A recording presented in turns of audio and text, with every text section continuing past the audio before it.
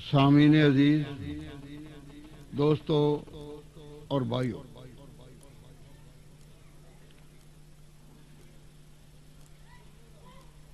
آپ سب حضرات کو معلوم ہے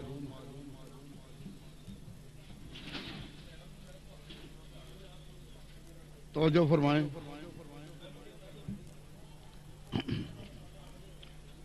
کہ جناب نبی پاک صلی اللہ علیہ وسلم کا کوئی بیٹا نہیں تھا جو پوری عمر کو پہنچا ہو۔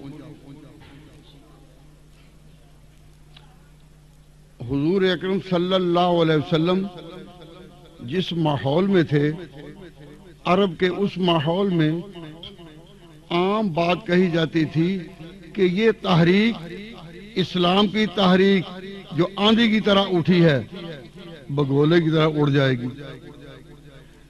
اس پیغمبر کا کوئی بیٹا نہیں، اور دنیا کا قاعدہ یہ ہے کہ باپ کی مہمات کو، باپ کی تحریک کو بیٹے ہی آگے لے جاتے ہیں۔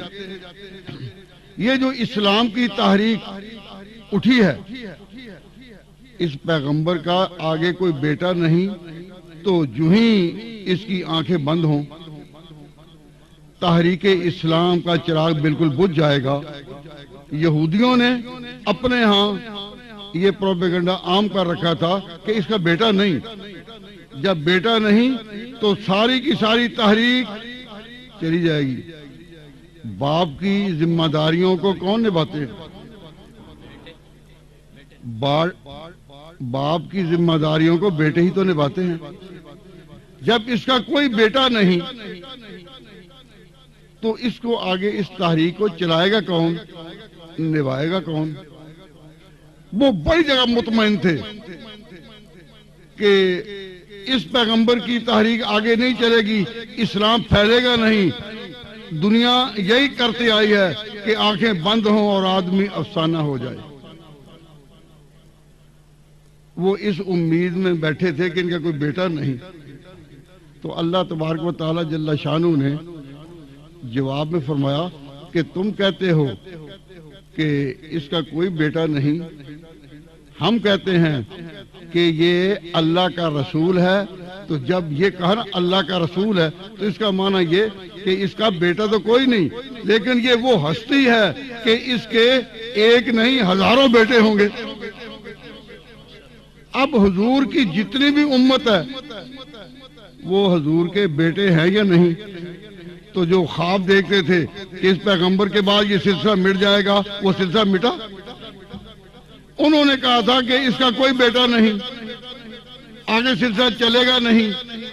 اللہ تعالیٰ نے فرمایا کہ یہ ما کان محمد ابا احد من رجالکم، تم مردوں میں سے یہ کسی کے باپ نہیں، اس کا کوئی بیٹا اس عمر کو نہیں پہنچا۔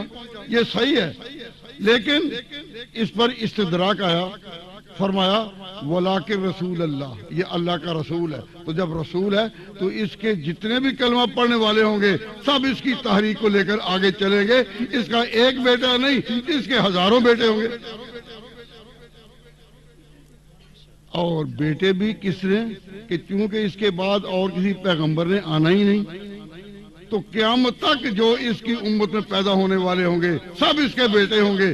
تو جس کے بیٹے لاکھوں نہیں کروڑوں ہوں اور اس سے بھی زائد ہوں، اس کے بارے میں کہو کہ اس کی تحریک کا چراغ بجھ جائے گا، یہ غلط ہے۔ میں آپ حضرات سے پوچھتا ہوں، آج آپ جو اس دینی محفل میں آئے ہیں، آپ تسلیم کرتے ہیں کہ آپ سب حضور کے بیٹے ہیں؟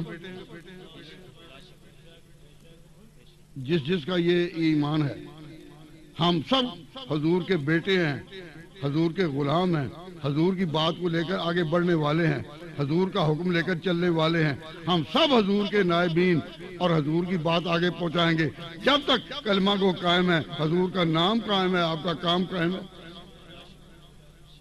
جو اقرار کرتے ہیں کہ ہم سب حضور کے امتی، حضور کے بیٹے، حضور کے غلام اور آپ کے کام کو لے کر آگے بڑھنے والے ہیں، ہماری یہ ذمہ داری ہے یا نہیں؟ نہیں ہے۔ تو اس عقیدے سے میں اپنی بات کا آغاز کرتا ہوں، جس کے ناموں کی نہیں ہے انتہا، ابتدا کرتا ہوں اس کے نام سے۔ میں آپ حضرات کو توجہ دلاتا ہوں، آپ اتنا تعاون کریں کہ اگر آپ میں سے کوئی سونے کے قریب پہنچے، آپ میں سے اگر کوئی سونے کے قریب پہنچے تو یہ سمجھ لو کہ سونے پر پہنچنے کا وقت آ گیا۔ نہیں سمجھے؟ جب کسی کو سوتا پاؤ سونے کے قریب پہنچے تو آپ سمجھیں کہ یہی تو وقت ہے سونا پانے کا، اور یہ سو رہا ہے۔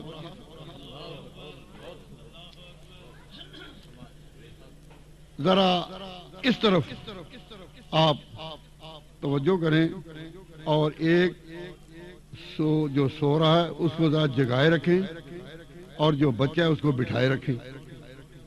بچے درمیان میں اٹھتے ہیں، بچے درمیان میں اٹھتے ہیں، اور جو پاس بیٹھے بات سمجھنے کے لیے آئے وہ ان کو بٹھا دیتے ہیں محبت سے، پیار سے۔ تو آپ نے دو باتوں میں تعاون کرنا ہے کہ سوتوں کو جگانا ہے، اڑتوں کو بٹھانا ہے۔ تو میری عادت ہے، چونکہ زندگی کا زیادہ حصہ پڑھنے پڑھانے میں گزرا، تو عادت ہے کہ میں سوال کرتا ہوں اور جواب ہاشمی صاحب سے لے لوں گا، چلو، لیکن مجھے حق ہے کہ آپ سے بھی لے لوں ساتھ ساتھ، تاکہ میں یہ سمجھوں کہ میں بات کہاں تک سمجھا رہا ہوں۔ یہودیوں کا دعویٰ تھا کہ اس پیغمبر کا کوئی بیٹا نہیں، اس کے بعد یہ چراغ بجھ جائے گا۔ اللہ تعالیٰ نے جواب دیا کہ نہیں، اس کا ایک نہیں، اس کے لاکھوں کروڑوں بیٹے ہیں۔ اگر اس کی صلبی اولاد نہیں تو روحانی اولاد اتنی ہے کہ قیامت تک جو لوگ پیدا ہوں گے دائرہ اسلام میں سب اسی کے روحانی بیٹے ہیں۔ اب سوال ہے، میں ذرا غور کریں، اگر اپنی تقریر جاری رکھوں اور درمیان میں گڑبڑ ہو جائے، درمیان میں کسی بچے سے یا بڑے سے کوئی ایسی بات سرزد ہو کہ گڑبڑ ہو جائے، تو تقریر رستے میں ختم ہو جائے گی اور اپنی منزل کو پہنچ نہیں سکے گی۔ اگر گڑبڑ ہو جائے تو تقریر اپنے آخر تک پہنچے گی، اور اگر اپنے آخر تک پہنچ جائے، اگر اپنے آخر تک پہنچ جائے تو پھر سمجھے کہ تقریر کامیاب ہوگی۔ یہ میں مثال دے رہا ہوں۔ جناب محمد رسول اللہ صلی اللہ علیہ وسلم کی وفات کے بعد آپ کا لگایا ہوا پودا اگر مرجھا جائے، آپ کی روشن کی ہوئی شمع اگر بجھ جائے، تو کہا جائے گا کہ جو حضور کی رسالت تھی، جو حضور کا پیغام تھا، اس کے خلاف مولانا بغاوت ہو گئی۔ حضور نے جو بات چلائی تھی، جو امت بنائی تھی، جو دین پہنچایا تھا، اس کے خلاف تو گڑبڑ ہو گئی، بغاوت ہو گئی۔ اور اگر حضور کا دین حضور کی وفات کے بعد بھی باقی رہے، جاری رہے، تو حضور کی رسالت اور آپ کا مشن کامیاب ہو گیا۔ اب دو سوال ہیں، حضور کی رسالت، حضور کا پیغام، حضور کی دعوت اگر حضور کی وفات کے بعد بھی جاری رہے تو اس کو کہتے ہیں خلافت، اور اگر گڑبڑ ہو جائے اس کو کہتے ہیں بغاوت۔ سوال یہ ہے پڑھے لکھے دوستو، نوجوانوں اور طالب علموں، سمجھیے کہ حضور کے بعد حضور کے مشن کے خلاف بغاوت ہوئی یا حضور کی خلافت ہوئی؟ یہودی کہتے تھے کہ اس کا بیٹا کوئی نہیں، اس کے بعد یہ شمع بجھ جائے گی، تو اگر حضور کی وفات کے بعد حضور کے مشن کے خلاف بغاوت ہوئی تو ان کی بات سچی، اور اگر خلافت ہوئی تو خدا کی بات سچی۔ وعد اللہ الذین آمنوا منکم وعملوا الصالحات لیستخلفنہم فی الارض۔ اللہ تعالیٰ نے قرآن کریم میں ارشاد فرمایا کہ میرا وعدہ ہے خلافت ہوگی. آپ حضرات اگر میری بات سمجھ رہے ہیں تو اپنے ایمان کی شہادت دیں. سوال ہے قاری صاحب، سوال ہے، حضور کے بعد بغاوت یا خلافت؟ نہیں سمجھے تو سب اس کی تائید کرے. حضور کے بعد حضور کے مشن، حضور کی دین کے خلاف بغاوت ہے یا خلافت ہے؟ اگر حضور کا مشن بعد میں باقی رہا تو ہمارا اہل سنت والجماعت کا عقیدہ ہے کہ خلافت ہے. ہمارا عقیدہ ہے کہ خلافت ہے، بغاوت نہیں. اور اگر حضور کے دین کا نقشہ اس طرح بدلا گیا، دعوت اس طرح پامال کی گئی کہ حضور تو چاہتے ہیں، معاذ اللہ حضور تو چاہتے تھے کہ میرے بعد میرا جانشین نماز پڑھانے کے لیے مسجد میں حضرت عباس ہوں. حضور کے چچا تھے، یا حضرت علی ہوں. لیکن عائشہ صدیقہ نے اپنے باپ کو کھڑا کر دیا. اگر ایک لمحہ کے لیے بھی اس تصور کو جگہ دیں تو یہ آخری وقت میں حضور کے مشن کے خلاف بغاوت ہے یا خلافت ہے؟ پھر تو یہ بغاوت ہو گئی. حضور چاہتے ہیں کہ مسجد میں امام کا نماز فلاں ہو، لیکن آپ کی مرضی کے خلاف ام المومنین کسی اور کو کھڑا کر دیتی ہیں. تو واقعہ ہے یا نہیں، مجھے اس بحث میں نہیں جانا. میں آپ کو بتا رہا ہوں کہ اگر یہ ہو تو پھر حضور کے بعد خلافت ہے یا بغاوت؟ حضور چاہتے ہیں، حضور چاہتے تھے کہ آخری وقت میں کوئی وصیت کریں، اور آپ نے فرمایا قلم دعات لاؤ، کاغذ کا ٹکڑا لاؤ. ایتونی بقرطاس اکتب لکم کتابا لن تضلوا بعدہ، کہ کوئی کاغذ کا ٹکڑا لاؤ میں کوئی وصیت لکھ دوں. تو معاذ اللہ ثم معاذ اللہ حضور کو بے بس کر دیا گیا اور کہا گیا کہ نہیں ہمیں نہیں چاہیے. میں اس وقت یہ بات نہیں کر رہا کہ واقعات کہاں تک وضعی ہیں اور کہاں تک اپنے خیالی طور پر ان کو یہود اور آل یہود نے ترتیب دیا ہے. لیکن اتنی بات ضروری ہے کہ اگر حضور بے بس تھے، آخری وقت میں وہ وصیت بھی نہیں کر سکے، تو ماننا پڑے گا کہ حضور کے بعد خلافت نہیں بغاوت ہے.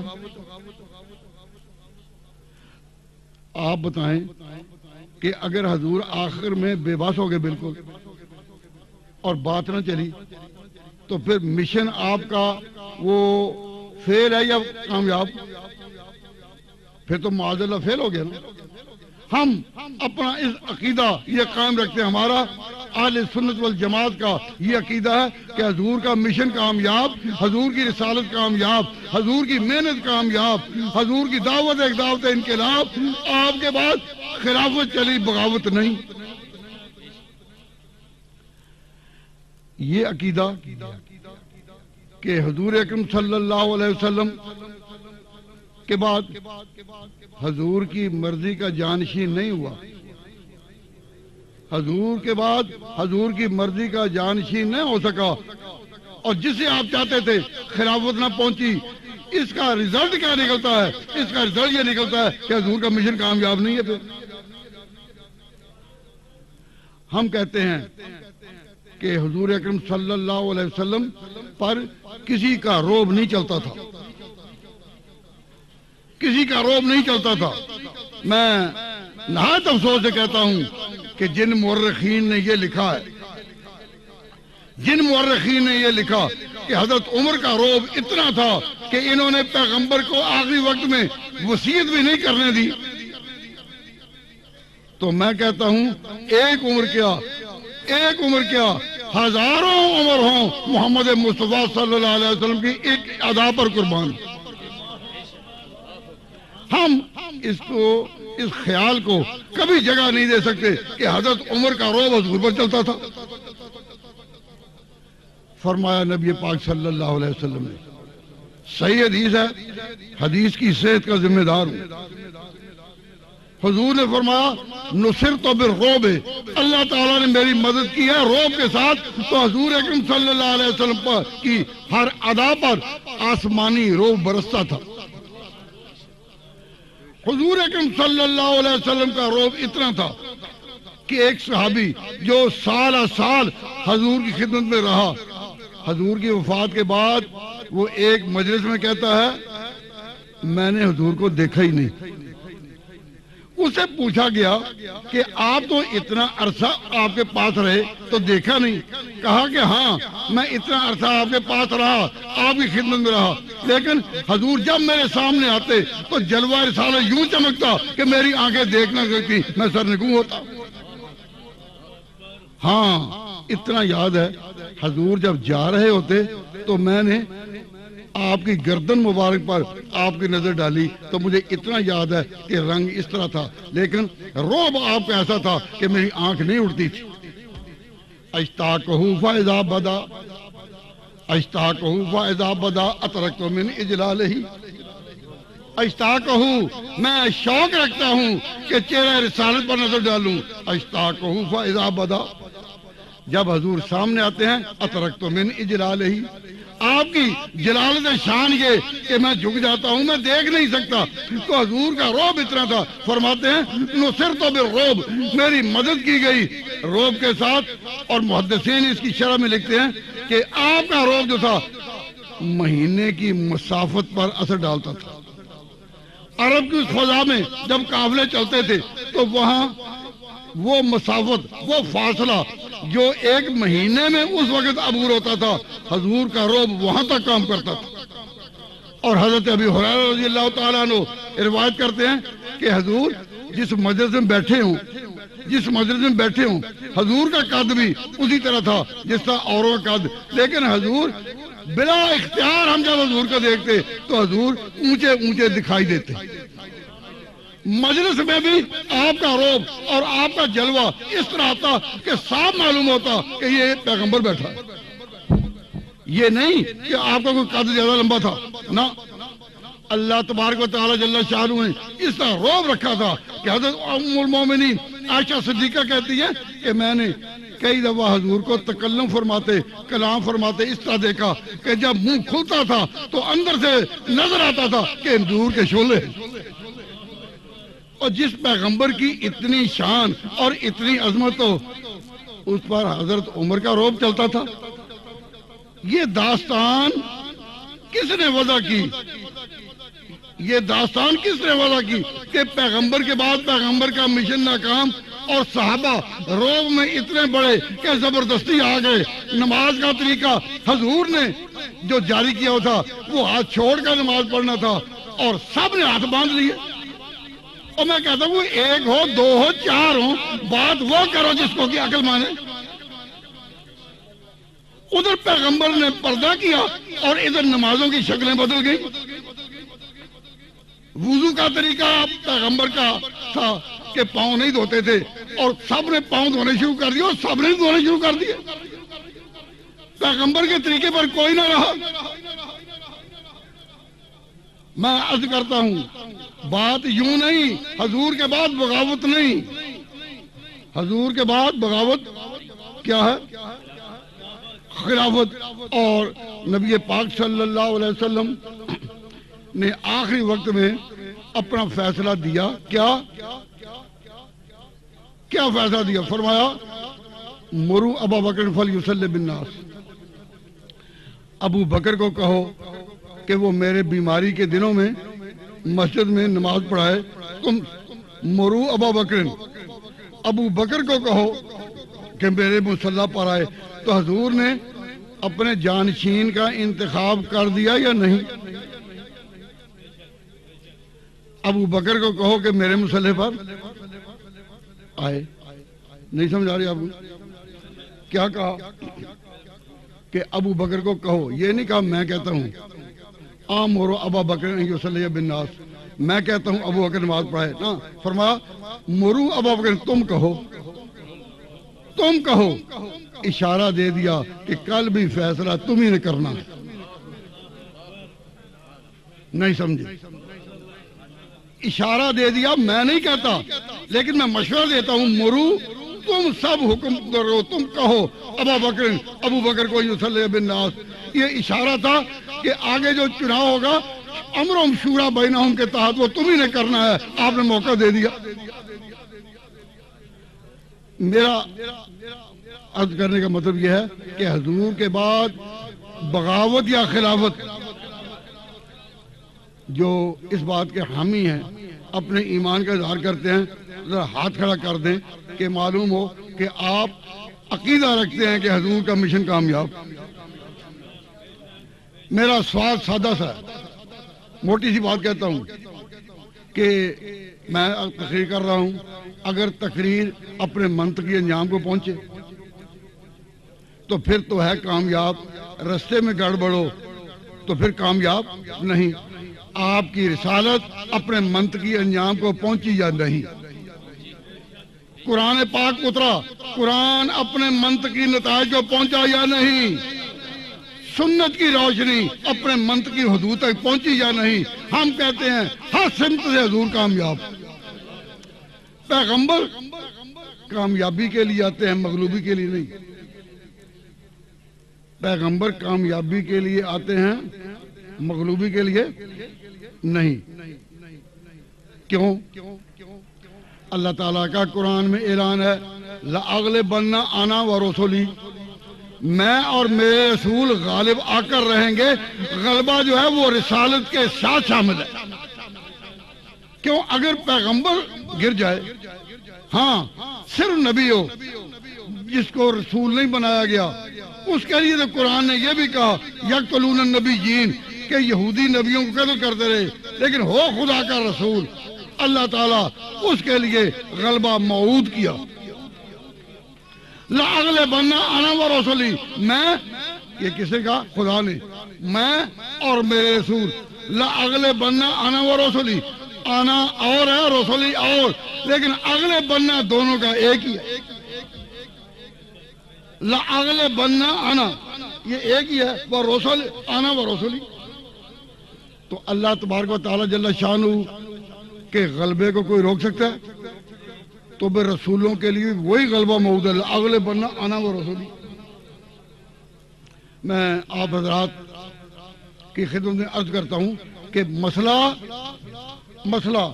صحابہ کا نہیں، مسئلہ صحابہ کا نہیں، اہل بیت کا نہیں، مسئلہ ذات رسالت کا ہے. رسالت کامیاب تو صحابہ اور اہل بیت سب کی لائن کامیاب. اگر رسالت ناکام پھر بغاوت کا عقیدہ ہے. دیکھیے، موقع اب نہیں کہ میں خلافت پر بیان کروں. میں خلافت پر بیان کروں، ایک رات میں کیا کہہ لوں گا؟ اگر 10 راتوں کی محنت بغاوت پر ہو تو ایک رات کی محنت خلافت پر کیا ہوگی؟ یہ مجلسوں کی محنتیں بغاوت پر ہوں اور 9 راتیں اسی اشاعت میں گزریں تو پھر ایک رات کی یہ کہاں تک سکون بخش سکے گی؟ دوستو، عزیزو، بزرگوں اور بھائیو، حضور اکرم صلی اللہ علیہ وسلم کا باوجود ہے کہ کوئی بیٹا نہیں، آپ کا کوئی بیٹا نہیں، لیکن حضور کا مشن کامیاب. تو حضور اگر سب کے باپ ہیں اور ہزاروں لاکھوں کروڑوں کے باپ ہیں تو یہی وجہ ہے کہ حضور کی بیویوں کہا گیا کہ یہ مائیں ہیں. اگر وہ باپ نہ ہوتے یہ مائیں کیسے؟ اللہ تبارک و تعالیٰ جل شانہ نے نبی پاک صلی اللہ علیہ وسلم کے مشن کو کامیاب کیا، اور اس کا وعدہ قرآن پاک میں پہلے آیا کہ اے میرے محبوب، تیرے ساتھ جو لوگ ایمان لائے ہیں ان کو میں خلافت دوں گا. لَأَسْتَخْلِفَنَّهُمْ فِي الْأَرْضِ، میں ان کو زمین میں خلافت دوں گا. اللہ تبارک و تعالیٰ کا وعدہ ہے. تو اللہ تعالیٰ کا وعدہ، من اصدق من اللہ قیلا، خدا سے زیادہ سچا وعدہ کس کا ہو سکتا ہے؟ تو حضور کا مشن کامیاب. اور پھر کیسا کامیاب؟ حضور اکرم صلی اللہ علیہ وسلم نے حضور اکرم صلی اللہ علیہ وسلم یہ کس ملک میں رہنے والے تھے؟ عرب کے. اور عربوں کا مزاج تھا برادری اور قبائل کا. وہ برادری اور قبیلوں کے امتیازات پر اور ذات پر بڑا یقین رکھتے تھے. حضور اکرم صلی اللہ علیہ وسلم عرب میں ہوئے اور برادری اور قبیلے کے لحاظ سے آپ کا خاندان کون سا تھا؟ آپ کا خاندان بنو ہاشم کا تھا. آپ کا خاندان بنو ہاشم کا.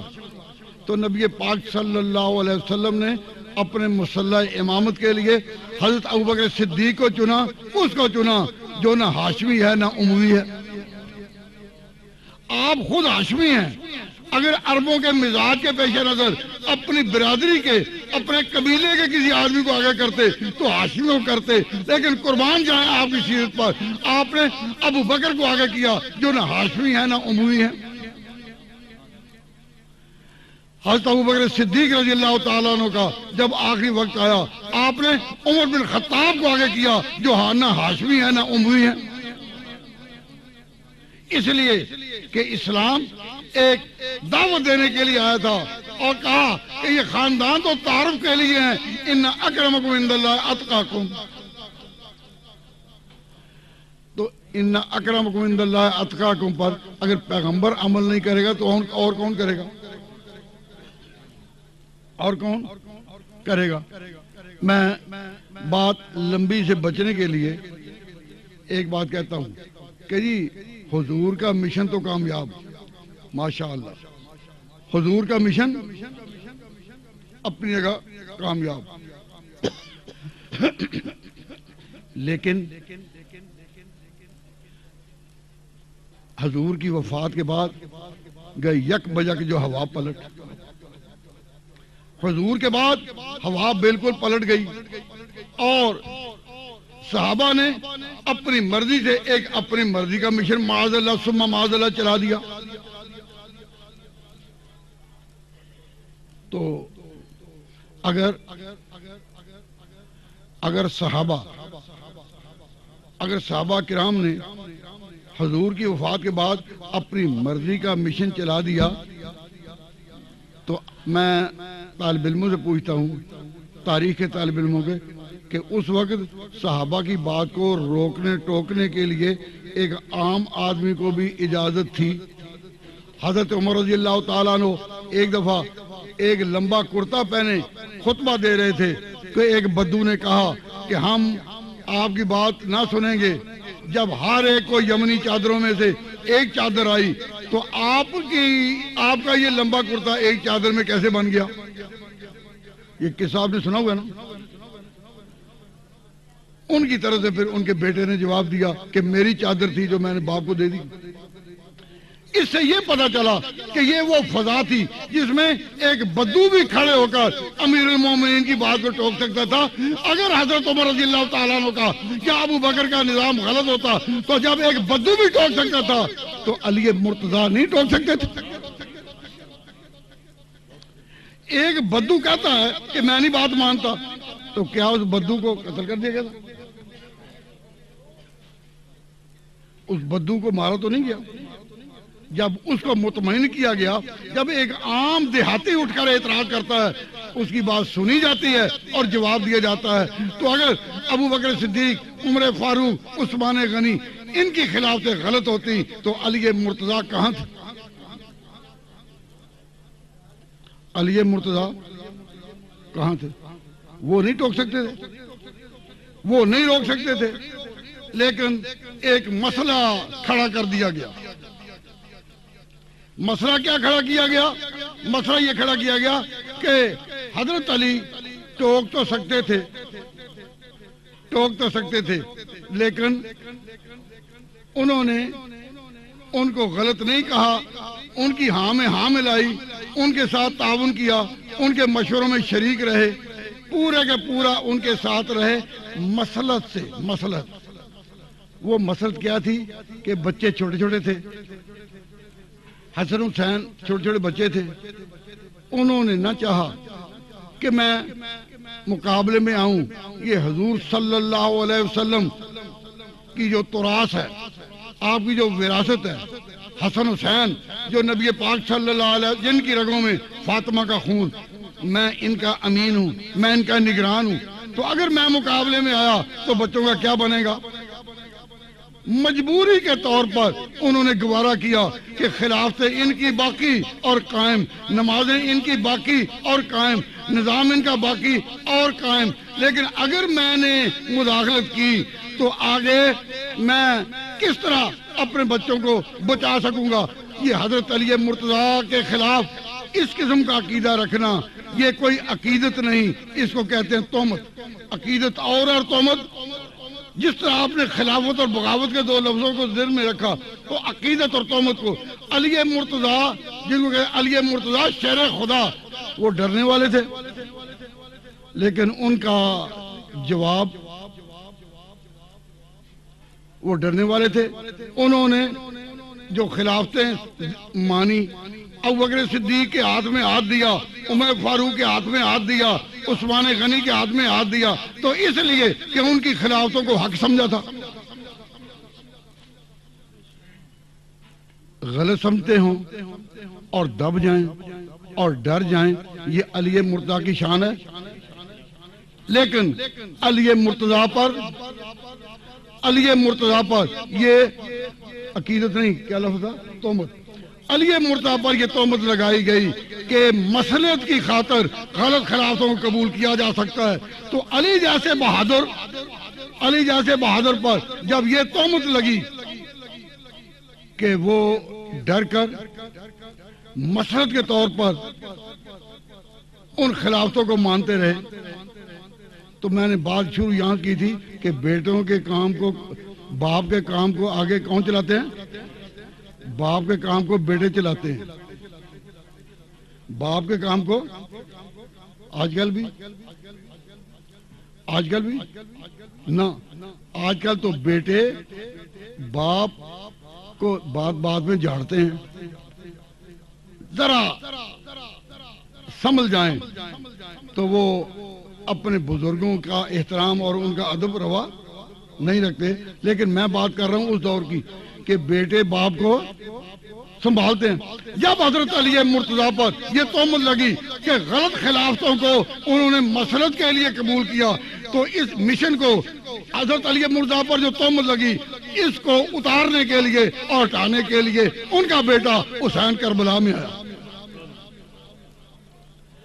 حضرت حسین رضی اللہ تعالیٰ عنہ نے کربلا کے میدان میں اپنے عمل سے بتا دیا کہ میں اگر غلط حکومت کو قبول نہیں کر سکتا، میرا باپ تو مجھ سے زیادہ غیور تھا، زیادہ غیرت مند تھا، زیادہ علم والا تھا اور زیادہ بہادر تھا، اگر ان کی خلافت بھی غلط ہوتی کربلا پہلے دن کامیاب ہوتا۔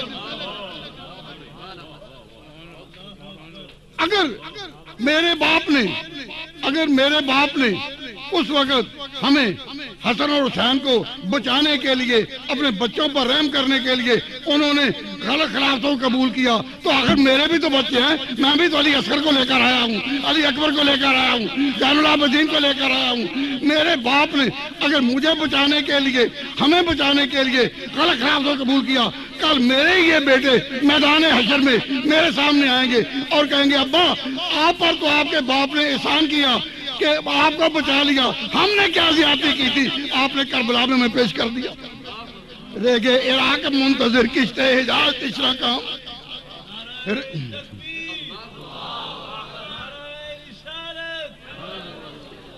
برادران اسلام، میں یہ عرض کر رہا ہوں کہ حضرت حسین رضی اللہ تعالیٰ عنہ کی کربلا میں جو قربانی ہے، اس کا سبق آج آپ لے کر جائیں۔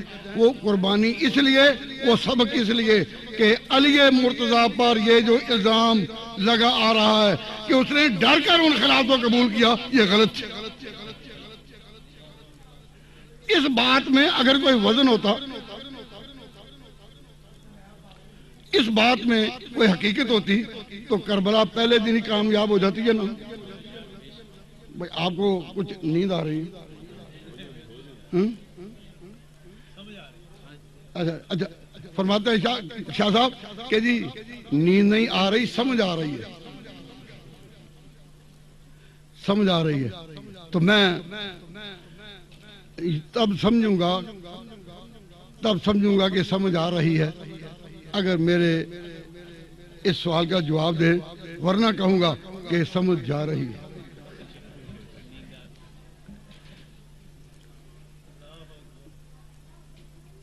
اللہ تعالیٰ محفوظ فرمائے کسی جگہ قتل ہو جائے، کسی جگہ کوئی قتل ہو تو فوراً پولیس جا کر انکوائری کرتی ہے، انویسٹیگیٹ کرتی ہے۔ تو تجربہ بتاتا ہے کہ جب قتل ہوتا ہے یا ہوتا ہے قاتل کے بستی میں یا مقتول کی بستی میں، اگر پہل قاتل نے کی، وہ داؤ لگا کر پہنچے گا مقتول کے پاس اور وہاں اس کو قتل کر دے گا۔ تو قتل کہاں ہوا؟ مقتول کی بستی میں۔ اور اگر مقتول نے چڑھائی کی، اس نے مقابلہ کیا اور پھر وہ قتل واقع ہوا تو قتل ہوگا قاتل کی بستی میں۔ تو قتل ہوتا ہے یا قاتل کے علاقے میں یا مقتول کے علاقے میں۔ یہ بات جو میں کہہ رہا ہوں عقل مان رہی ہے؟ نہیں، کہاں ہوتا ہے؟ یا قاتل کے علاقے میں یا اب سنو، 3 صوبوں کا میں نام لیتا ہوں۔ حجاز، جس میں مدینہ منورہ اور مکہ مکرمہ ہیں، حجاز وہ ایک صوبہ ہے۔ مکہ مدینہ کا علاقہ جو ہے اس کا بڑا نام کیا ہے؟ حجاز۔ حجاز ادھر ہے، ادھر۔ اور شام کیپٹل آف دا گورنمنٹ ادھر ہے۔ شام یہاں حکومت کا سینٹر ہے، جس طرح ہماری حکومت کا سینٹر ہے اسلام آباد، عراق کی حکومت کا ہے بغداد۔ تو ہر حکومت کا سینٹر ہوتا ہے نا۔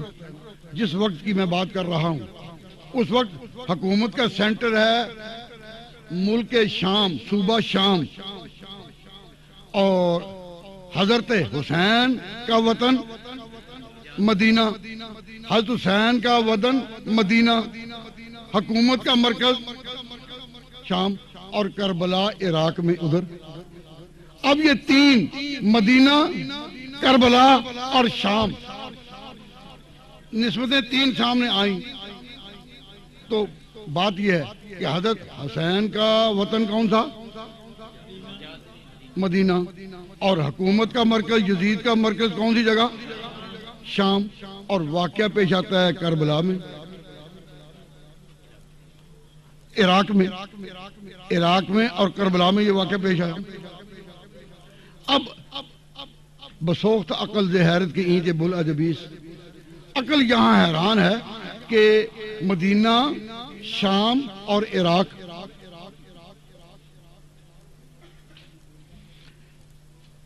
اب ہم سنتے نغمہ ہائے محفل بدعات کو، کان بہرے ہو گئے دل بد مزہ ہونے کو ہے۔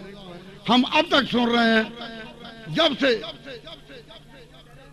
عنوان ہے یہ، ہم اب تک سن رہے ہیں کہ حسین اور یزید، حسین اور یزید، لیکن یہ بات سننے میں بہت کم آتی ہے، حسین اور عراق۔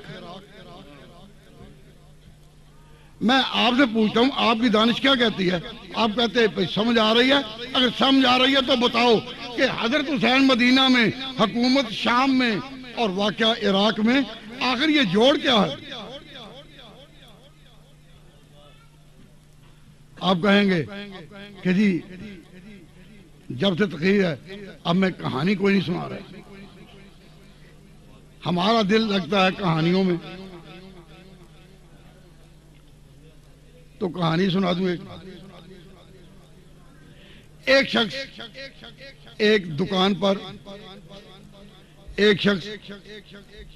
پر سودا لے رہا تھا، لیکن آیا تھا سائیکل سے۔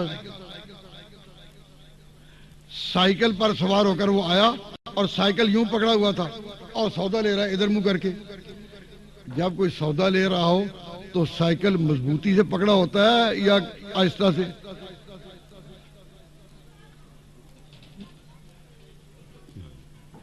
وہ پانی پی لیں پھر جواب دیں گے نا۔ سودا خرید رہا ہے، دھیان سودے کی طرف ہے، اور ڈھیلا سا سائیکل پکڑا ہوا ہے کہ سودا لے کر چلے گا۔ تو جب ایسے موقع پر دھیان سودے کی طرف ہو تو سائیکل پر گرفت مضبوط ہوتی ہے ڈھیلی۔ ایک اور آیا شخص، اس نے جلدی سے سائیکل اس کے ہاتھ سے ایک دم چھینا، وہ اس کے اوپر سودے کا ہی سودا تھا۔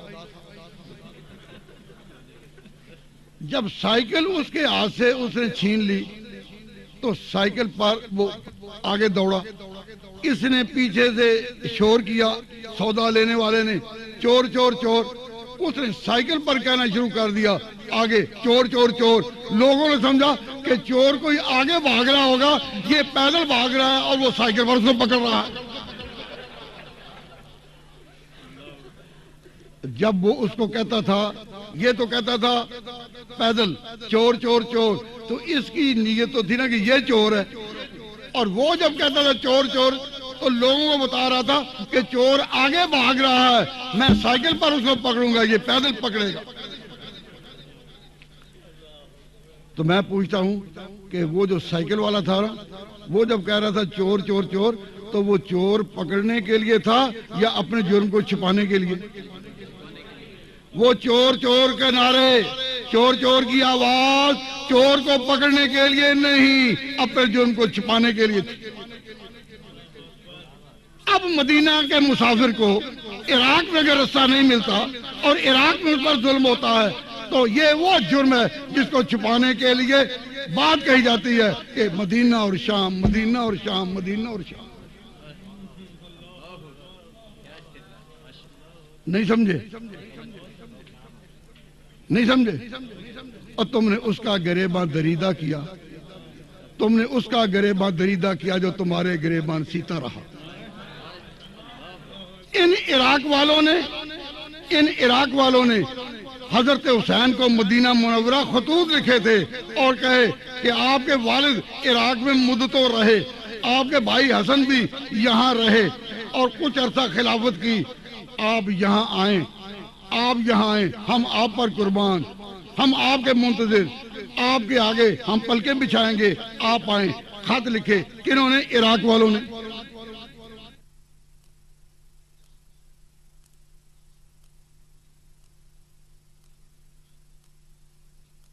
تو آپ مشورہ کرنے کے لیے کہ تم جو بلا رہے ہو کیا مشورہ کریں ہمیں کیا سٹینڈ کرنا ہے۔ حضرت حسین مدینہ منورہ سے لڑنے کے لیے نہیں نکلے تھے، کیوں؟ جو لڑنے کے لیے نکلتا ہے وہ بیوی کو ساتھ لے کر نہیں، وہ بہن کو ساتھ لے کر نہیں۔ حضرت حسین کی بیوی فاطمہ، بیوی کا نام بھی فاطمہ تھا، بہن کا نام زینب تھا، بچے چھوٹے علی اصغر ہو یا زین العابدین۔ کیا سنت میں یہ ہے کہ جہاد کے لیے اور لڑائی کے لیے اور جنگ کے لیے نکلو تو بچے لے کر؟ میدان جنگ میں عورتیں پیچھے مرم پٹی کے لیے ہیں لیکن آگے لڑنے کے لیے؟ تو حضرت حسین مدینہ منورہ سے نکلے ان کے خطوط اور ان کی دعوت پر کہ وہاں جا کر حالات کے مطابق کوئی فیصلہ کریں، وہ لڑنے کے لیے نہیں، وہ چڑھائی کے لیے نہیں، لڑنے کے لیے نہیں، چڑھائی کے لیے نہیں، وہ آئے تھے اپنے کنبے کو لے کر اور 72 نفوس کا قافلہ عراق کی طرف روانہ ہوا۔ لیکن ان لوگوں نے جنہوں نے ان کو خطوط لکھے تھے انہوں نے ان کے ساتھ وفا کی نہیں، جفا کی۔ انہوں نے وفا نہیں کی، اور حضرت حسین نے پھر بھی ایک احتیاط کی کہ اپنے آگے مسلم بن عقیل کو بھیجا کہ پہلے تم جاؤ اور پھر کوفہ کی زمین میں جب تم داخل ہو تو دیکھو وہاں کے حالات کو اور مجھے خبر دو۔ آگے مسلم بن عقیل جا رہے تھے اور وہ چند دن کے فاصلے پر تھے، اور پیچھے حسین کا قافلہ اپنے کنبے کے ساتھ، بیوی ساتھ ہے، بہن ساتھ ہے، وہ جا رہے تھے۔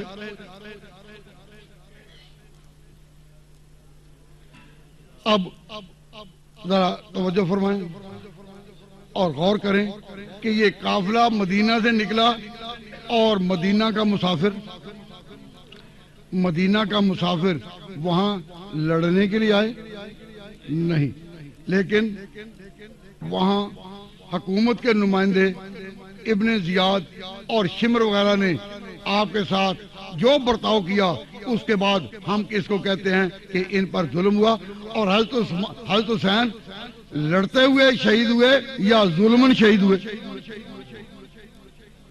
ظلمن شہید ہوئے یا لڑتے ہوئے شہید ہوئے؟ ظلمن۔ انہوں نے یہ بھی کہا تھا کہ ان ظالموں کو کہا تھا کہ میرا اختلاف یزید سے جو ہے مجھے اس سے ملا دو، میں خود بات کرتا ہوں۔ یہ عبد مناف کی اولاد تھی دونوں طرف۔ عبد مناف کون تھے؟ حضور کے دادا عبد مناف، اس کے اولاد تھی، وہ بھی اولاد تھی، یہ بھی اولاد تھی، وہ بنو امیہ تھے، یہ بنو ہاشم تھے۔ آپ نے کہا، اور ممکن ہے حضرت حسین کی دعوت اصلاح پر وہ توبہ کرتا اپنے غلط کاموں سے، ممکن تھا، لیکن حضرت حسین نے جو کہا کہ مجھے بات کرو، اس لیے کہ حضرت حسین کا یہ مقام نہیں تھا کہ اس کے ساتھ بات کریں یزید کے نمائندے۔ بڑوں سے بات بڑی ہوتی ہے، انہوں نے کہا انہوں نے بات نہیں کرنے دی۔ میں اس وقت وہ واقعہ بیان نہیں کر رہا، لیکن یہ عرض کر رہا ہوں کہ عراق میں جن لوگوں نے حضرت حسین کو ظلمن پکڑ کر شہید کر دیا، تو شہادت کا ایک مقام ہے کہ یہ ہو ظلم کے مقابلے میں، ایک شہادت تو ہے جو کفر کے مقابلے میں ہو۔ مثلا حضرت حمزہ سید الشہداء، حضرت حمزہ سید الشہداء نام سنا ہوا ہے؟ وہ کہاں شہید ہوئے تھے؟ کس کے مقابلے میں؟ کفر کے مقابلے میں۔ حضرت حسین شہید ہوئے ظلم کے مقابلے میں۔ اور یہ زلزلہ زدگان کشمیر میں یہ شہید ہیں زلزلے کی زد میں، شریعت نے ان کو بھی کہا کہ جن پر یکدم مصیبت آ جائے زلزلہ اور یہ دب جائیں، اور میں عرض کرتا ہوں کہ جن پر یکدم یہ مصیبت آئی وہ قبروں میں اگر کوئی جا سکے یا موت کے آغوش میں چلے گئے تو گناہوں سے دھل کر، کیوں؟ اس لیے کہ اچانک کا حادثہ جو ہے یہ بھی ایک شہادت ہے۔ تو شہادت کا ایک درجہ تو یہ ہے کہ کفر کے مقابلے میں، ایک درجہ یہ کہ ظلم کے مقابلے میں، ایک درجہ یہ کہ آفات کا سامنا ہے، زلزلے کی زد ہے، مختلف شہید ہیں، اور ہر شہید کا اپنا مرتبہ ہے۔ آپ حضرات اس پر غور کریں کہ حضرت حسین رضی اللہ تعالیٰ عنہ اگر خود حکومت کے خلاف نکلتے تو رخ عراق کی طرف ہوتا یا شام کی طرف؟ اگر خود نکلتے تو عراق جاتے یا شام جاتے؟ وہ ادھر نہیں گئے، وہ گئے ادھر تاکہ وہاں مشورہ کرے۔ تو جو لوگ یہ کہتے ہیں کہ حضرت حسین رضی اللہ تعالیٰ عنہ نے چڑھائی کی وہ عقل سے خالی، کیوں؟ چڑھائی بیوی اور بہن کو ساتھ لے کر نہیں کی جاتی، بچوں کو ساتھ لے کر نہیں کی جاتی۔ وہ آئے تھے فیصلہ کرنے کے لیے، اپنے دوستوں کے ساتھ مل کر فیصلہ کریں کہ ان حالات میں ہمیں کیا کرنا ہے۔ غلط سے غلط بھی حکمران ہو، اس کو اصلاح کی طرف دعوت دینا اور نصیحت کرنا، یہ دروازہ کھلا ہے۔ حضرت حسین چاہتے تھے کہ میں نصیحت کروں اور اپنے نانا کی طرح حق کا پیغام پہنچاؤں۔ اگر میرے نانا کے پیغام کے آگے ابو سفیان کو آخرکار جھکنا پڑتا ہے، اور کفر کے سارے پہاڑ ٹوٹ گئے، ممکن ہے میری ایک صدا اس کو بھی صحیح کر دے، لیکن ان ظالموں نے ان کو ملنے نہیں دیا۔ حضرت حسین کی نیت جو تھی وہ اصلاح تھی، ان کی نیت اقتدار نہیں تھا۔ یاد سنو، حضرت حسین کی نیت اقتدار نہیں تھا۔ اگر اقتدار ان کی طلب ہوتی تو ان کے بھائی حضرت حسن، ان کا درجہ تو ان سے زیادہ تھا، وہ اقتدار امیر معاویہ کے سپرد کیوں کر دیتے؟ اگر یہ اقتدار کے طالب تھے تو حضرت حسن نے اقتدار اپنے پاس تھا وہ بھی دے دیا یا نہیں؟ تو معلوم ہوا کہ حسین اقتدار کی لالچ میں نہیں تھے، اقتدار ان کے سامنے، آل رسول کے سامنے کیا شک؟ میں اس بات کی طرف آپ کو توجہ دلاتا ہوں کہ جن لوگوں نے حضرت حسین کو بلایا اور ان کے ساتھ بے وفائی کی، میں ان کو کہوں چور چور یا ادھر کہوں چور چور؟ کہنا تو ہے بھائی حضرت حسین کو جنہوں نے بلایا ان کے بارے میں ان کو مجرم کہیں یا ادھر کہیں؟ کیوں بھائی؟ تو جنہوں نے بلایا پھر ان کو تو ہم کہہ سکتے ہیں نا، کیا کوفہ والو تم نے اس کا گریباں دریدہ کیا جو تمہارے گریبان سیتا رہا، اور اس نے تو اتنی وفا کی کہ تمہارے خطوں پر آ گئے، تمہارے خطوط جمع کیے اور ان کو لے کر آ گئے، لیکن تمہیں یہ بھی خیال نہ آیا کہ ہمارے بلائے ہوئے ہمارے مہمان آئے ہوئے، تم نے اس کا گریباں دریدہ کیا جو تمہارے گریبان سیتا رہا۔ یہ اسی کا جگر تھا کہ ہر حال میں مسکراتا رہا، زہر پیتا رہا۔ یہ اسی کا جگر تھا کہ ہر حال میں مسکراتا رہا، زہر پیتا رہا۔ جب تمہیں نے بہارے چمن لوٹ لی، جب تمہیں نے بہارے چمن لوٹ لی تو نئے پھول بونے سے کیا فائدہ؟ جب تمہیں نے بہارے چمن لوٹ لی تو نئے پھول بونے سے کیا فائدہ؟ رونے والوں ہنسو، رونے والوں ہنسو، مرنے والوں کو رونے سے کیا فائدہ؟ میں آپ حضرات کو توجہ اس طرف دلا رہا ہوں کہ ذمہ داری کن پر آتی ہے؟ اب یہ ہم نے کھوج لگا لیا، ہم نے خانہ تلاشی میں کھوج لگا لیا کہ تین مدینہ منورہ یا حجاز، شام اور عراق، میں نے تین علاقوں کے نام لیے، تو تینوں کو آپ نے سمجھ لیا، انڈرسٹینڈ کر لیا یا نہیں؟ تو مقابلہ حضرت حسین رضی اللہ تعالیٰ عنہ پر جو ظلم ٹوٹا وہ کہاں ٹوٹا؟ کہو عراق میں۔ کہاں ٹوٹا؟ عراق میں، کوفہ میں۔ لیکن چاہیے نا یہ کم از کم تین نام آئے۔ اب ہم بھی ذکر کر رہے ہیں، ہم بھی حضرت حسین کے غلام ہیں، اہل بیت کے غلام ہیں، ہم اگر تین نام ذکر کر سکتے ہیں، اگر تین نام ذکر کر سکتے ہیں تو تین نام ذکر کرنے میں کوئی عیب ہے؟ لیکن یہ تین سے دشمنی کرنی ہے کہ تین کا نام نہیں لینا؟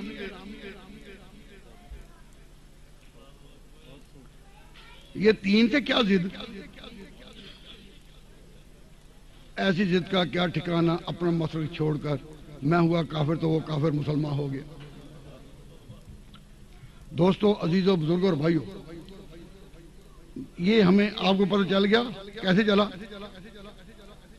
کہ ہم نے جڑ کی بات کہی۔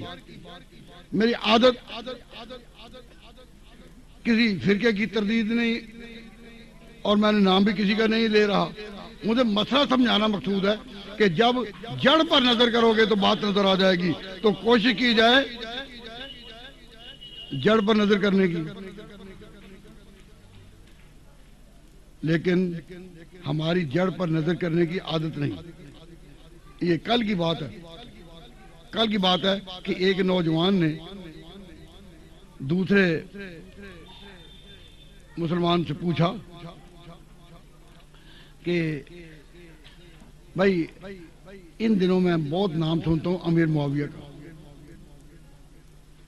امیر معاویہ جو ہیں یہ کون ہے؟ تو دوسرے نے بلا دھڑکا کہ یزید کے باپ۔ میں اس کو اسی لحاظ سے جانتا ہوں کہ وہ یزید کے باپ ہیں، اور واقعہ تھا کہ وہ یزید کے باپ ہیں۔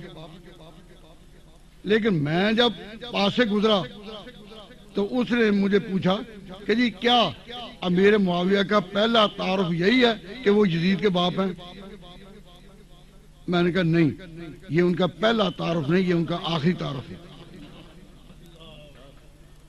یہ پہلا تعارف نہیں، یہ آخری تعارف۔ مجھے کہنے لگے پہلا تعارف۔ میں نے کہا سنو، اور آپ سے بھی کہتا ہوں کہ سنو، ان کا پہلا تعارف کیا ہے؟ توجہ فرمائیے۔ نبی پاک صلی اللہ علیہ وسلم پر جب وحی آتی تھی، جب قرآن اترتا تھا، تو آپ نے جن صحابہ کو قرآن لکھنے کی ڈیوٹی سپرد کر رکھی تھی ان کو کہا جاتا ہے کاتبین وحی۔ حضور نے امیر معاویہ کو کاتبین وحی میں رکھا تھا۔ اب تاریخ کے اوراق میں تعویل تو کی جا سکتی ہے مگر ان کو دھویا تو نہیں جا سکتا. تاریخ کے اوراق کو دھویا نہیں جا سکتا. تاریخ نے یہ شہادت بالاتفاق محفوظ کر لی کہ معاویہ رضی اللہ تعالیٰ عنہ حضور کے دادا کے دادا عبد مناف کے خاندان میں سے تھے. چچا کے بیٹے کزن کی صورت میں یہ آپس میں رشتہ دار تھے. نبی پاک صلی اللہ علیہ وسلم نے امیر معاویہ کو کاتبین وحی میں رکھا تھا. تو امیر معاویہ کا یہ تعارف کہ کاتب وحی تھے یہ نہیں. کون تھے؟ یزید کے باپ. یزید کون تھے؟ آج ہمارے اہل سنت نوجوان بھی اپنے عقیدے کو پوری طرح سمجھے بغیر جب بات کرتے ہیں جی کیا تعارف ہے امیر معاویہ کا، یہ یزید کے باپ. یزید کے باپ بھائی جو پیغمبر سے تعارف شروع ہو وہ بہتر ہے یا جو تم سے ہو. حضور نے معاویہ کو کہاں جگہ دی؟ بولو. کاتبین وحی میں. تو اگر پیغمبر نے ان کو کاتبین وحی میں جگہ دی تو اپنی طرف سے یا پیغمبر کوئی کام اللہ کے حکم بغیر نہیں کرتا. تو اللہ اور اس کے رسول کے ہاں تو معاویہ اس درجے کے ہوں کہ وحی کی خدمت ان کے سپرد ہو. تو ہم اگر کسی چیز کو جڑ سے جاننے کی کوشش کریں تو امیر معاویہ کا پہلا تعارف تو یہ ہے وہ کاتبین وحی میں سے. ایک اور قصہ یاد آیا چھوٹا سا کہ امیر معاویہ کے والد کا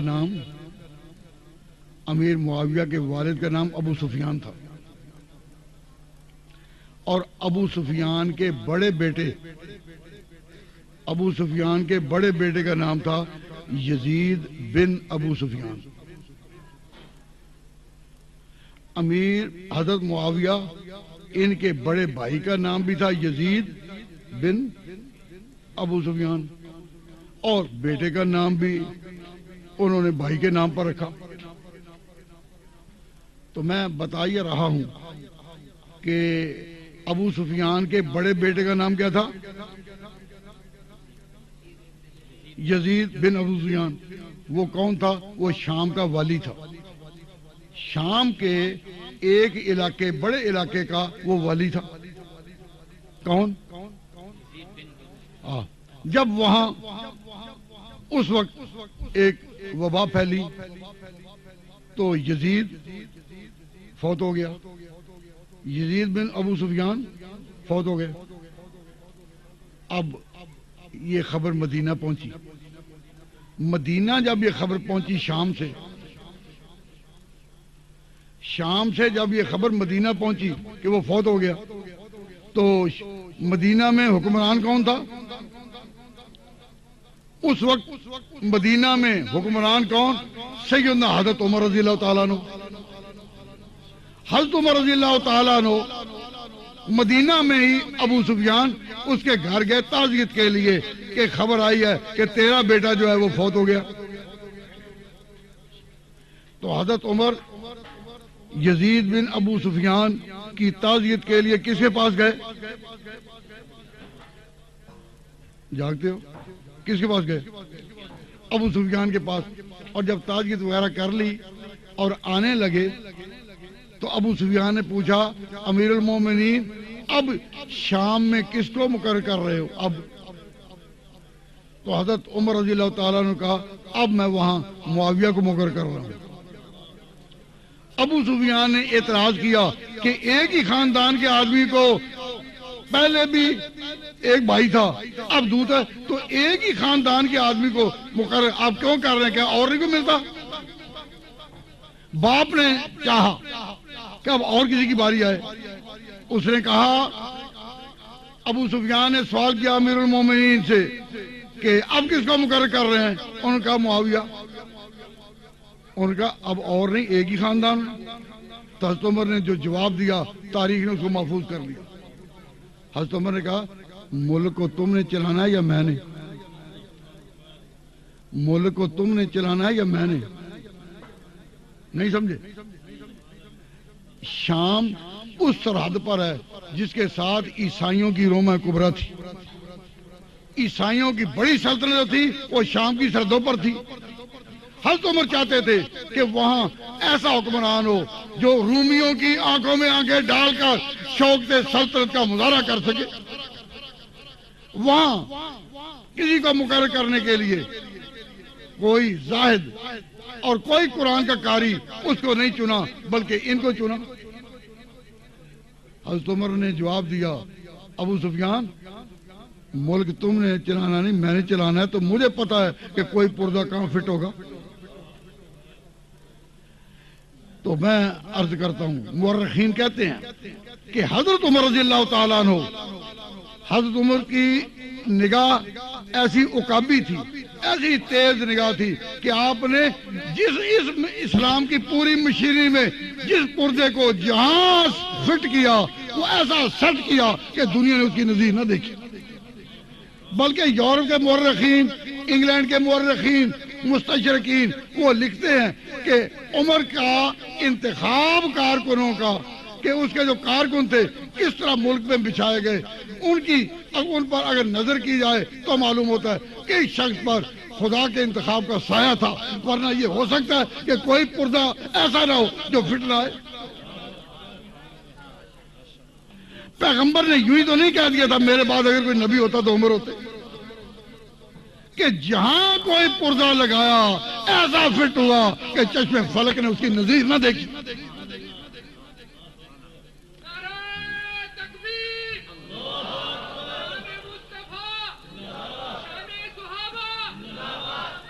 آج تاریخ جو حضرت عمر کی عظمتوں کو سلام کرتی ہے اس کی طرف میں اشارہ کرتا ہوا آگے چلتا ہوں. میں آپ سے عرض کرتا ہوں کہ ابو سفیان نے جب سوال کیا تو حضرت عمر نے کہا کہ ملک تو مجھے چلانا ہے. تو امیر معاویہ کا پہلا تعارف کیا ہے کہ کاتب وحی اور دوسرا ان کا تعارف یہ ہے کہ انتخاب عمر. تو جو پیغمبر کا کاتب وحی ہے وہ انتخاب خدا کیونکہ پیغمبر خدا کے اس کے بغیر اس کے اشارے کے بغیر کوئی کام نہیں کرتا. تو جو حضور کی خدمت میں یہ کاتب وحی ہے یہ خدا کا انتخاب ہے. اور اس کے بعد حضرت عمر کا انتخاب. حضرت عمر کے بعد دور آیا کس کا؟ امیر المومنین حضرت عثمان کا. حضرت عثمان نے کیا کیا کہ جتنی ولایت شام کی حضرت عمر نے دے رکھی تھی معاویہ کو حضرت عثمان نے کہا اب سارا صوبہ شام امیر معاویہ کی حکومت. اور پھر حضرت عمر رضی اللہ تعالیٰ عنہ کی اپنی گرفت بڑی تیز تھی یہ شام میں جب دورہ کیا کرتے تو لوگوں سے پوچھتے کہ معاویہ کے بارے میں مجھے کوئی خبر ہو دو اطلاع دو تاکہ ان کے بارے میں خدا کے حضور میں جب میں پیش ہوں گا تو میں کہہ سکوں کہ میں نے بہترین انسانوں کو ان مقامات پر ذمہ داری سونپی جس میں میں نے خیر سمجھی. تو ایک دفعہ حضرت معاویہ کے خلاف حضرت عمر نے ایک بات سنی. حضرت عمر نے بات سنی کہ حضرت معاویہ نے اپنے دروازے پر دربان رکھا. دربان حضور نے تو دربان نہیں رکھا, حضرت صدیق اکبر نے دربان نہیں رکھا, مدینہ میں عمر کے دروازے پر کوئی دربان نہیں, لیکن معاویہ نے تو دروازے پر دربان رکھا. اس بات کی تصدیق ہو گئی. تو حضرت عمر جب دورے میں آئے تو انکوائری کر رہے تھے, تو انہوں نے جب یہ خبر سنی کہ معاویہ نے اپنے دروازہ پر دربان رکھا ہے جو شاہانہ نظام کی خبر دے رہا ہے, تو حضرت عمر نے ان سے جو پوچھنا تو تھا. حضرت عمرو بن عاص وہ مصر کے فاتح گزرے مشہور امیر, وہ اسی علاقے میں تھے. انہوں نے اپنے دوستوں میں کہا آج معاویہ ایک بات میں زیر سوال آ گیا. امیر المومنین اسے سوال کریں گے اور میرا خیال ہے کہ معاویہ اس سے نکل نہیں سکیں گے. حضرت امیر معاویہ بہت زیرک تھے، ان کی دماغی قابلیت بہت اونچی تھی، بہت اونچی. ایسا جواب ان کی طرف سے آتا کہ دنیا حیران ہو جاتی. ایک درمیان میں ضمنی ایک بات آئی ہے، ایک عرض کرتا ہوں کہ امیر معاویہ سے ایک سوال کیا گیا کہ جی آپ بتائیں زمین کا وہ ٹکڑا کون سا ہے جس پر ایک ہی دفعہ چاند چمکا، نہ پہلے نہ بعد میں. زمین کا کوئی ایسا ٹکڑا بتاؤ کہ جہاں ایک ہی دفعہ چاند کی روشنی اتری، نہ پہلے نہ کبھی بعد میں. آپ نے ارتجالاً فوراً کہا کہ جب موسیٰ علیہ السلام کا لشکر دریا سے گزر رہا تھا، دریا نے راستہ دے دیا تھا، ادھر بھی پانی کی دیوار تھی، ادھر بھی پانی کی دیوار، اور درمیان میں موسیٰ کا لشکر اتر رہا تھا. اس رات جو چاند کی روشنی اس زمین میں پڑ رہی تھی، نہ اسے پہلے کبھی پڑی نہ بعد میں. اب قرآن پر اتنا عبور اور فوراً ارتجالاً ایسا جواب. تو عمرو بن عاص کہتے ہیں کہ جب حضرت عمر مدینہ آئے اور پتہ چلا کہ دروازے پر دربان ہے، تو کہا، وہ بھی فاتح تھے مصر کے، بہت بڑے جرنیل تھے عمرو بن عاص. انہوں نے کہا آج اگر معاویہ نکل گیا اس اعتراض سے، جب حضرت عمر نے اعتراض اٹھایا اور اگر آج ان کو پاس جواب بن گیا تو میں مانوں گا. آج وہ آگے پکڑ گئی. تینوں اکٹھے تھے، عمرو بن عاص بھی، امیر معاویہ بھی اور حضرت عمر بھی. تو حضرت عمر نے اب سوال اٹھایا کہ مجھے یہ خبر ملی ہے کہ آپ نے دروازے پر دربان رکھا ہے،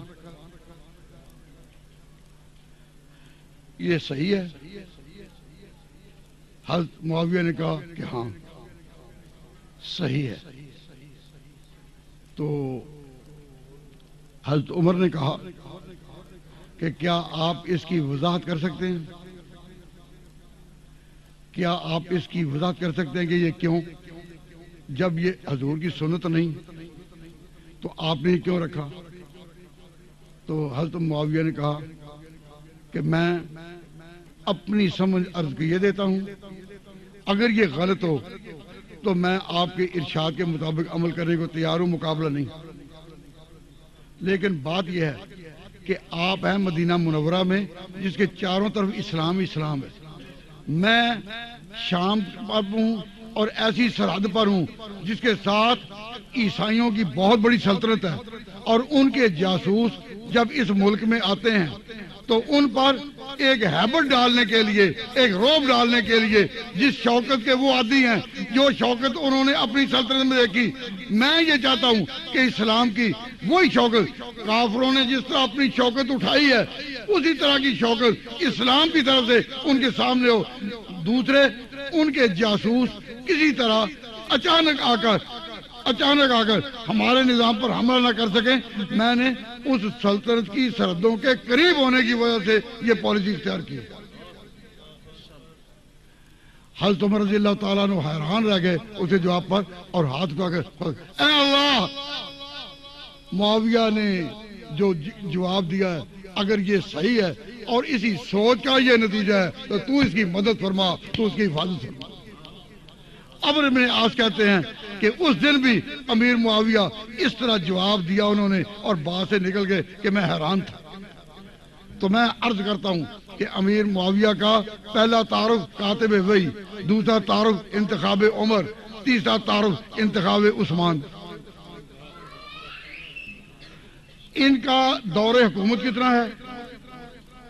ان کا دور حکومت سب سے زیادہ، پورا دور حکومت ان کا 40 سال 40 ایئرز.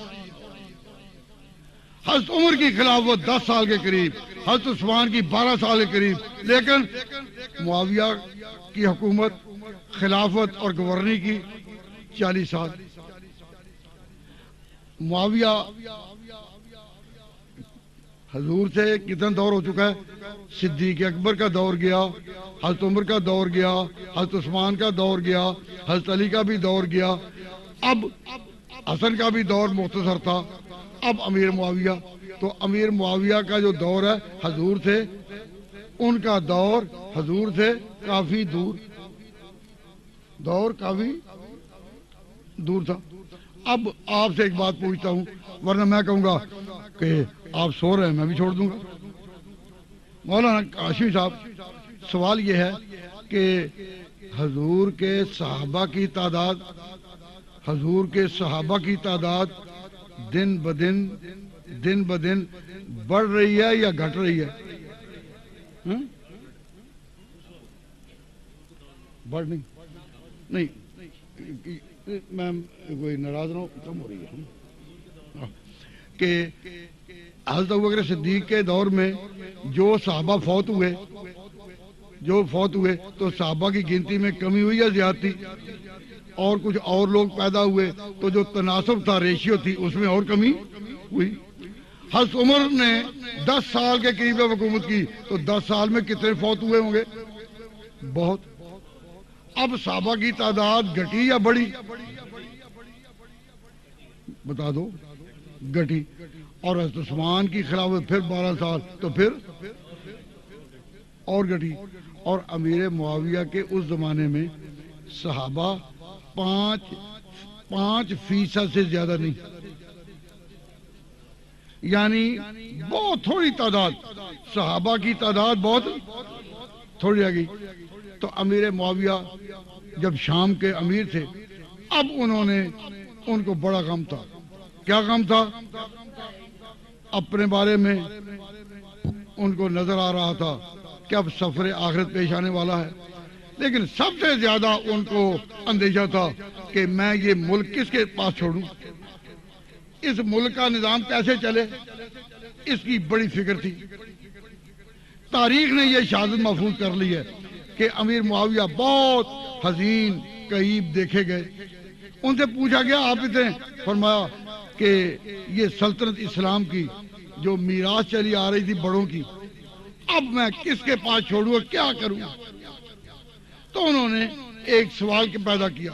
انہوں نے سوال پیدا کیا کہ سلطنت کے لیے کوئی نیک اور عابد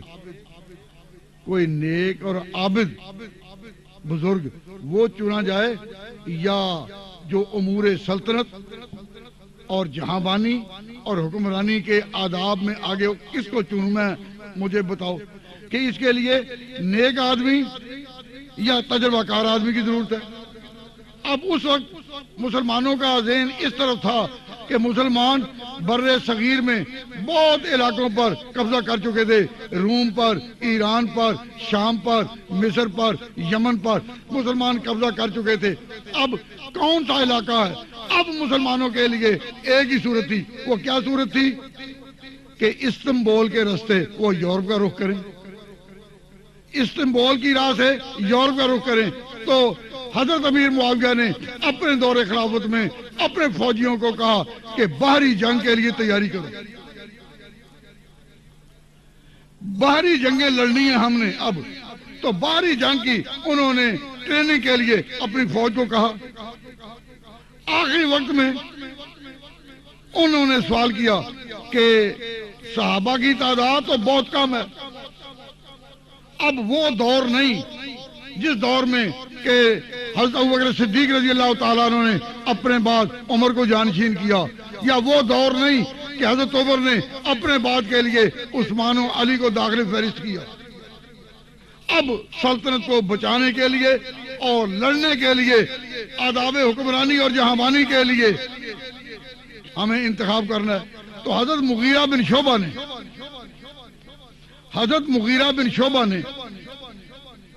حضرت معاویہ کو مشورہ دیا. انہوں نے کہا، مغیرہ بن شعبہ نے، کہ میں حضور کے صحابہ سے علیحدہ مشورہ کر کے میں پھر آپ سے عرض کروں گا. تو مغیرہ بن شعبہ نے باقیوں سے مشورہ کر کے کہا کہ آج وہ تقوی جو صحابہ والا تھا وہ نہیں.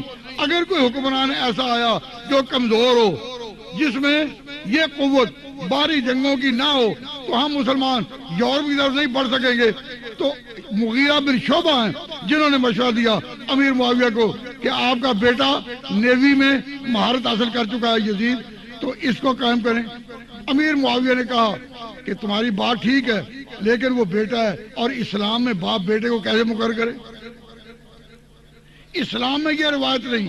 ابوبکر صدیق رضی اللہ تعالیٰ عنہ نے آخری وقت میں یہ کہا تھا, لوگوں میں اپنا بیٹا مقرر نہیں کر رہا, عمر کو مقرر کر رہا ہوں. تو جب امیر معاویہ نے یہ جواب دیا کہ بیٹے کو کیسے مقرر کروں, تو مغیرہ بن شعبہ نے کہا کہ آپ اپنی طرف سے نہیں, آپ کو صحابہ کی مجلس شورا کہتی ہے کہ اس وقت ملک کا بچاؤ اسی پر ہوگا.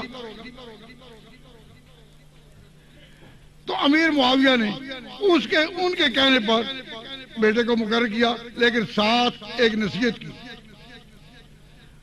کہ بیٹا میں تجھے اس لیے مقرر کرتا ہوں کہ تو نے باہری جنگوں میں کچھ تجربہ حاصل کیا ہے, تو اب ہمیں مسلمانوں کو یورپ کی طرف بڑھنا ہے اور استنبول کے آگے سمندروں کو عبور کرنا ہے. لیکن ساتھ ہی کہا کہ دیکھ میں یہ سمجھتا ہوں کہ میری وفات کے بعد تیرے خلاف جو اٹھیں گے وہ عراق والے اٹھیں گے. عراق والے تیرے خلاف اٹھیں گے اور یہ ممکن ہے کہ وہ حسین کو دعوت دیں کہ وہ مدینہ سے آ کر عراق آ جائے. میری بطور باپ کے تجھے آخری نصیحت یہ ہے کہ اگر تو حضرت حسین پر قابو پا لے تو رشتہ رسالت کو یاد کرنا. انہوں نے کہا کہ رشتہ رسالت کو یاد کرنا.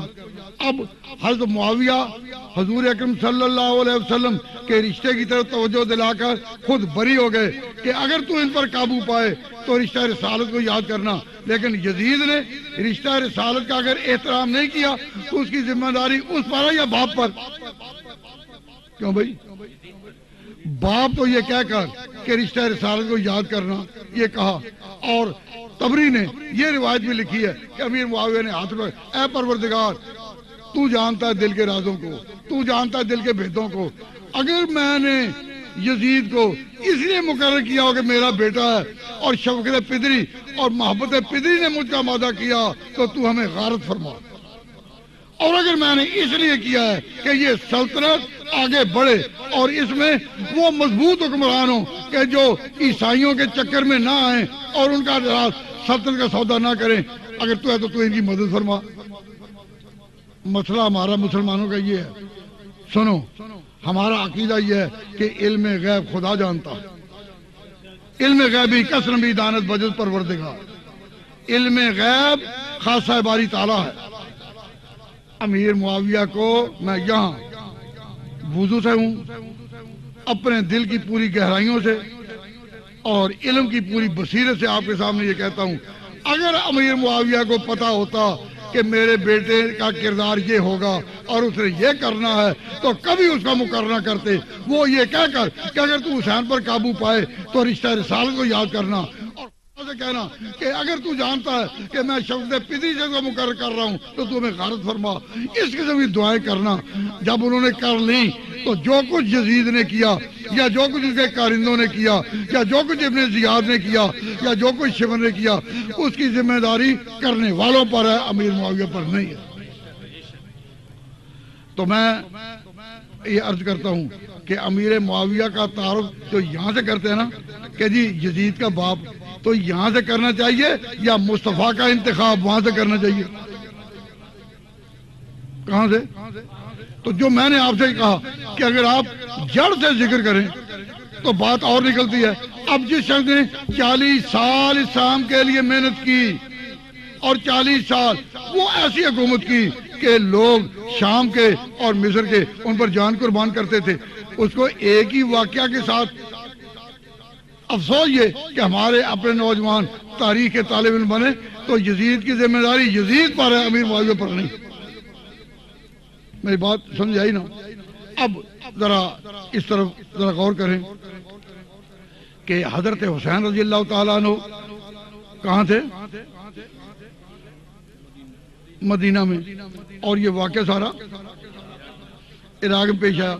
اب اہل سنت والجماعت دوستوں اور سنی نوجوانوں، یہ بات اپنے گھروں میں، غیروں کی بات نہیں، ان سے ہمارا تعارض نہیں، میں انہیں کچھ نہیں کہہ رہا، میں کہتا ہوں آپ اپنے حلقوں پہ تو یہ بات پھیلائیں کہ یزید بے شک معاویہ کا بیٹا تھا، لیکن جو بھی اس کا کردار تھا اس کی ذمہ داری اس پر عائد نہیں ہوتی۔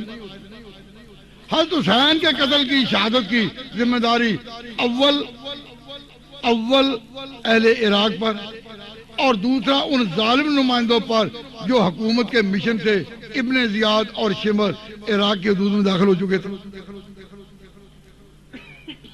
اور میں عرض کروں گا کہ حضرت حسین کی شہادت جب ہو چکی، آخری رات 10ویں ہو چکی اور 10ویں کی صبح آنے والی تھی، حضرت حسین رضی اللہ تعالیٰ عنہ آخری شہید ہوئے۔ یہ آپ کو پتہ ہے کہ پہلا شہید کون ہوا؟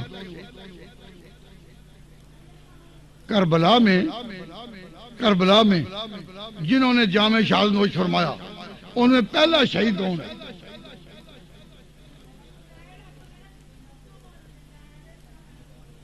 وہ کوئی ہوگا کہ نہیں؟ کوئی بھی نہیں بھائی، پہلا شہید ہے، اس کا نام، جاگ رہے ہو تو پھر وعدہ کرو کہ نام یاد رکھو گے۔ کربلا میں پہلا شہید حضرت عثمان تھے۔ کربلا کے پہلے شہید کا نام عثمان ہے۔ یہ عثمان وہ نہیں جو تیسرے خلیفہ ہے، جو تیسرے خلیفہ ہیں داماد رسول، وہ نہیں، وہ عثمان بن عفان ہے۔ یہ عثمان میدان کربلا میں جو پہلے شہید ہوا، یہ کون ہے؟ یہ حضرت حسین کا بھائی۔ حضرت علی مرتضیٰ نے حضرت فاطمہ کی وفات کے بعد اور نکاح کیے، اور ان نکاحوں سے جو ان کی اولاد ہوئی وہ علی کی اولاد تو ہے پر فاطمہ کی اولاد نہیں۔ حضرت حسن اور حسین یہ فاطمہ کی اولاد تھے، اور حضرت علی کے اور بھی بیٹے تھے۔ کن بیویوں سے؟ تو میں 3 بیٹوں کے نام آپ کو بتاؤں گا۔ پہلے آپ نے وعدہ کیا عثمان کو یاد رکھیں، اب 3 اور 3 بیٹے حضرت علی کے، ان کے نام یاد رکھیں جو اور بیویوں سے ہوئے۔ ایک کا نام ابو بکر، ایک کا نام عمر، ایک کا نام عثمان۔ حضرت علی نے اپنے بیٹوں کے نام ابو بکر و عمر و عثمان کیوں رکھے؟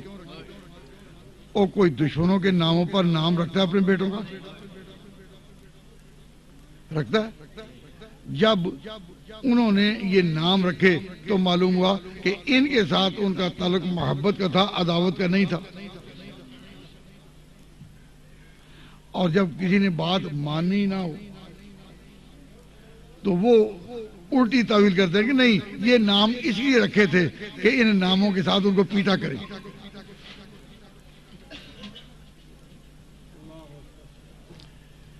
ان ناموں کے ساتھ ان کو پیٹا۔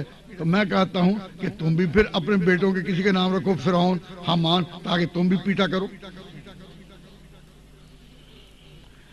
تو حضرت علی مرتضیٰ کے 3 بیٹے ابو بکر و عمر عثمان تھے۔ آگے امام حسن، ان کی جو اولاد ہے، انہوں نے بھی اپنے 2 بیٹوں کے نام ابو بکر و عمر رکھے۔ اول ما یبر الرجل الی ولدہ یسمیہ باسم الحسن فاذا ولد لاحدکم فلیسمیہ باسم الانبیاء او کما قال۔ تو حضرت حسین کا ایک بھائی جس کا نام عثمان تھا، حضرت علی مرتضیٰ کا بیٹا تھا، کربلا میں آپ کے ساتھ تھا، جو 72 نفوس آپ کے ساتھ آئے ان میں وہ بھی تھا۔ کربلا کا سب سے پہلا شہید وہ ہے۔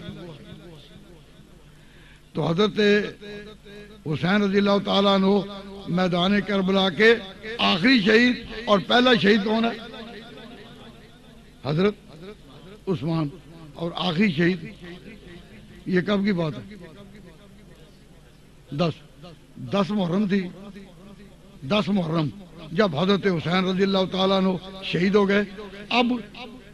اب جو مخالف قوتیں تھیں ان کا کوئی سہارا رہا؟ سارا نظام، سارا کھیل ختم ہو گیا، سارا ختم ہو گیا. اب کیا تھا؟ اب یہ کہ حسین کا، حضرت حسین کا قافلہ، اہل بیت کا قافلہ، حضرت حسین کی اولاد کا قافلہ، ان اجڑے ہوئے خیموں کی رفتہ، یہ سارا اب اپنے اٹھیں گے اور معاملہ کربلا کا ختم. حضرت حسین شہید، شہدائے کربلا کے رئیس، آخری وقت میں جام شہادت نوش کیا. اب جب جام شہادت نوش کیا اس کے بعد یہ اہل بیت کا خیمہ جب اکھڑا تو اندر سے حضرت فاطمہ حسین کی جو ہونا تھا وہ ہو گیا. اب ان کو مستورات کو انہوں نے کدھر جانا تھا؟ اپنے وطن مدینہ واپس. اب اہل بیت کا یہ اجڑا ہوا خیمہ اور لٹا ہوا قافلہ جب کوفہ کے بازاروں سے گزر رہا تھا اور خاندان رسالت کی وہ خواتین جن کے ننگے سر کو کبھی آسمان نے بھی نہ دیکھا ہو، جب یہ آئے تھے عراق میں 72 نفوس تھے، اب 72 میں سے یہ چند جا رہے ہیں. اور جب یہ جا رہے تھے تو کوفہ کے لوگوں کی عورتیں اور مرد اپنے مکانوں کی چھتوں پر چڑھے ہوئے دو رویا دیکھ رہے تھے. اور وہ دو رویا کیا دیکھ رہے تھے؟ دو رویا اس منظر کو دیکھ کر رویا. اہل بیت کا یہ قافلہ، بچا ہوا قافلہ، جب خیمہ اکھاڑ کر وہاں سے جا رہا تھا اور یہ خواتین اور زین العابدین جب گلیوں سے گزر رہے تھے اور کوفہ کی عورتیں اور مرد وہ سارے دیکھ رہے تھے تو ان کے بھی آنسو تھم نہ سکے اور ان کی زبان سے بھی ہائے ہائے نکلنا شروع ہوا. زین العابدین چھوٹے تھے، انہوں نے حیرت کے ساتھ دیکھا، حیرانی کے ساتھ، اور پھپھی کو کہا، پھپھی زینب کو کہا کہ پھپھی جان یہ رو کیوں رہے ہیں؟ یہ رو کیوں رہے ہیں؟ تو پھپھی نے کہا تیرے باپ کو رو رہے ہیں. تیرے باپ کی شہادت ایسے دردناک حالات میں کربلا میں ہوئی کہ اب یہ بھی ان کے بھی آنسو رک نہ سکے، ان کے آنسو رک نہ سکے، یہ رو رہے ہیں.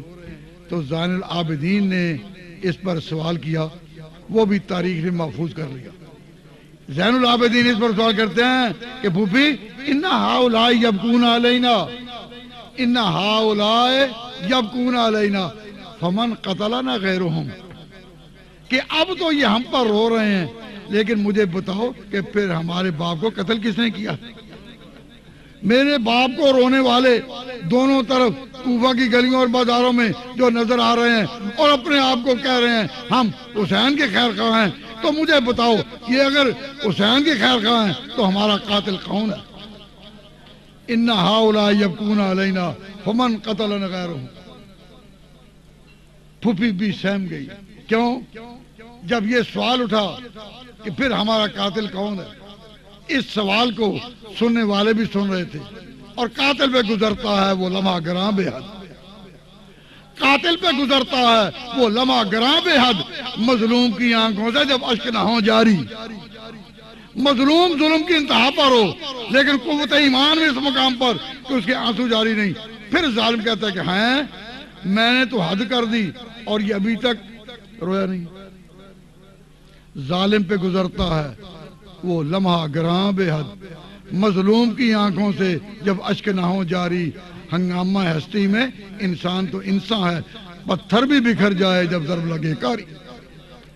جب حضرت زین العابدین نے کہا ان ہؤلاء یبکون علینا فمن قتل غیرہم، تو پھر حضرت حسین کی بیوی حضرت فاطمہ وہ بولی یا اہل الکوفہ سوۃ لکم ما لکم قتلتم حسین وورثتموہ، کہ اے اہل کوفہ تم جو رو رہے ہو اور تم نے حسین کو بلا کر اس کے اموال لوٹے، ورثتم اموالہ وقتلتموہ، اور تم نے اس کو شہید کیا، تمہارا برا ہو تم نے شہید کیا، اور اب وارث بھی حسین کے تم ہی بن بیٹھے۔ یہ حضرت حسین کی اس درد و کرب میں مبتلا بیوی کی آخری آواز ہے، آخری آواز کہ اب وارث بھی تم ہی بن بیٹھے ہو۔ میں عرض کرتا ہوں کہ اتنی بات میں تو کوئی شبہ نہیں کہ جن لوگوں نے ان کو دعوت دی ان پر ان کے خون کی ذمہ داری ہے، اور جس حکومت نے ان کو پناہ دی قاتلوں کو وہ حکومت بھی ذمہ دار ہے، لیکن امیر معاویہ رضی اللہ تعالیٰ عنہ کا دامن اس میں بالکل پاک ہے۔ اب ایک چھوٹا سا مسئلہ ہے واقعہ کے طور پر میں بات ختم کرنی چاہتا ہوں۔ ایک انگریز ہندوستان آیا اور آیا بھی لکھنؤ میں اور اتفاق سے تاریخ بھی 10 محرم تھی۔ ماتمی جلوس نکل رہے تھے تو اس انگریز نے پوچھا کسی اپنے لیڈر کو کہ کیا ہو گیا جواب دینے والے نے کہا کہ رسول کا نواسہ جو ہے وہ شہید ہو گیا، حضرت حسین۔ تو انگریز پڑھا لکھا تھا، فوراً کہنے لگا یہاں اب خبر پہنچی ہے، ہندوستان میں ڈاک کا نظام بڑا خراب ہے، یہاں اب خبر پہنچی ہے ڈاک کا نظام بڑا خراب ہے۔ ہم نے تو یہی سنا تھا، انگریز کہتا ہے ہم نے تو یہی سنا تھا کہ اسلام میں کوئی سانیہ ایسا گزرے تو اس پر سوگ کی مدت زیادہ سے زیادہ 3 دن ہے۔ اب جب برسوں ہو چکے تو جو اسلام کی تعلیم تھی کہ وہ 3 دن ہے، سوائے عورت کے لیے وہ عدت اس کی اور ہے، لیکن یہ نقشہ کیا ہے؟ ہم نے تو یہی سنا تھا۔ پھر اس کو اس طرح ٹرکایا گیا کہ اطلاع اب پہنچی ہوگی۔ میں یہ عرض کروں گا کہ بھئی دیکھو ذرا غور کریں کہ نبی پاک صلی اللہ علیہ وسلم کے ساتھ محبت ہمارا جزو ایمان ہے یا نہیں؟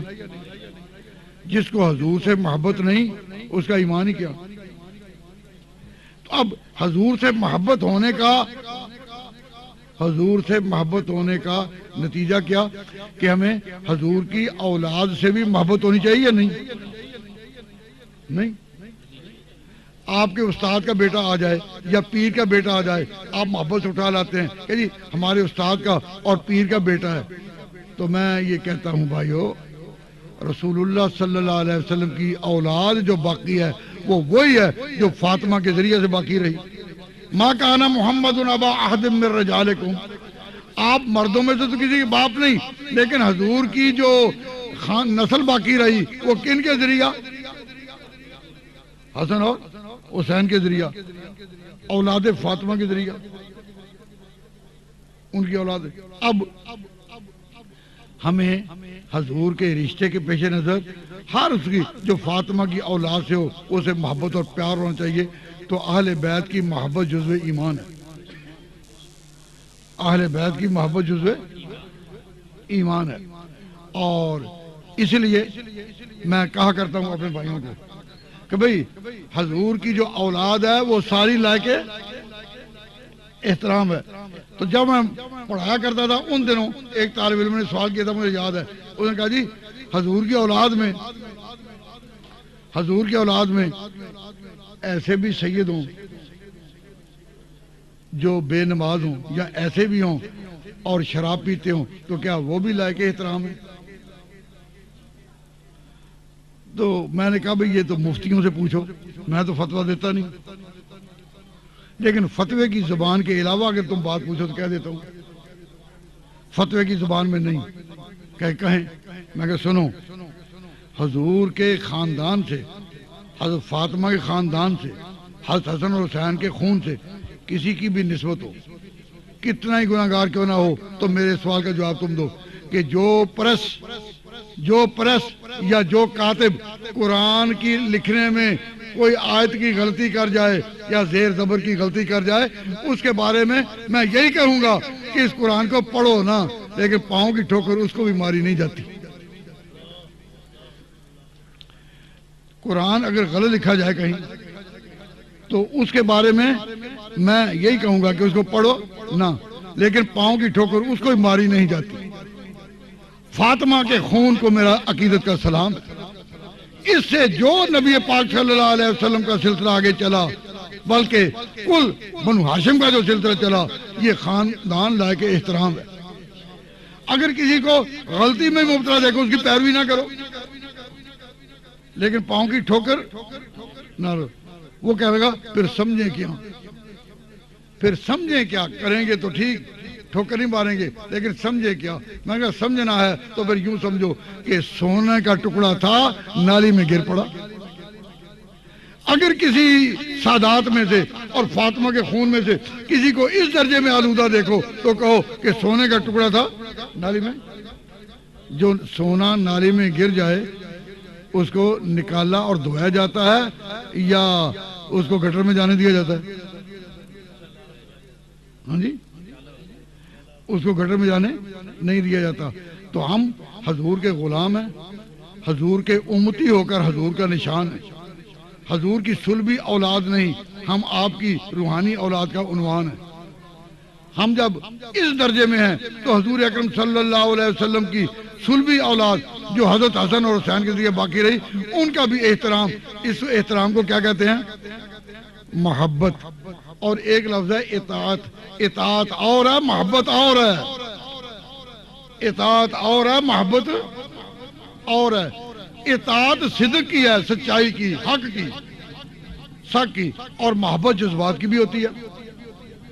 تو صاف صاف ہم اطاعت کی باری آئی تو خلفائے راشدین اطاعت کریں گے، خلفائے علیکم بسنتی و سنت الخلفائے راشدین۔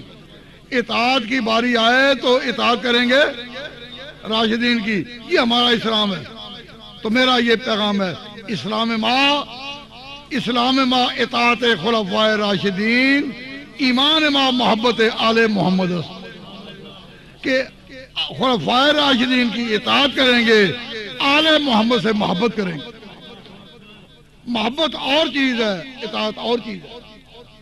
اور ہمارے نزدیک نبی پاک صلی اللہ علیہ وسلم کی اولاد اب تک ہے، اب تک ہے۔ دکھ دل سے بات کرتا ہوں، ارادہ تو نہیں تھا کہ یہ بات کہوں، لیکن اب بات سامنے آ گئی۔ ہمارا عقیدہ ہے حضور کی اولاد جتنی ہے وہ ساری لائق احترام ہے۔ جو نیک ہیں ان کی عزت کرو اللہ کے لیے، اور جو برے ہیں ان کا احترام کرو حضور کے لیے۔ اکرموا اولاد الصالحین للہ والطالحین لی، او کما قال۔ تو میں یہ عرض کروں گا کہ حضور کی جو اولاد ہے لائق احترام، تو اب تک حضور کی اولاد ہے یا نہیں؟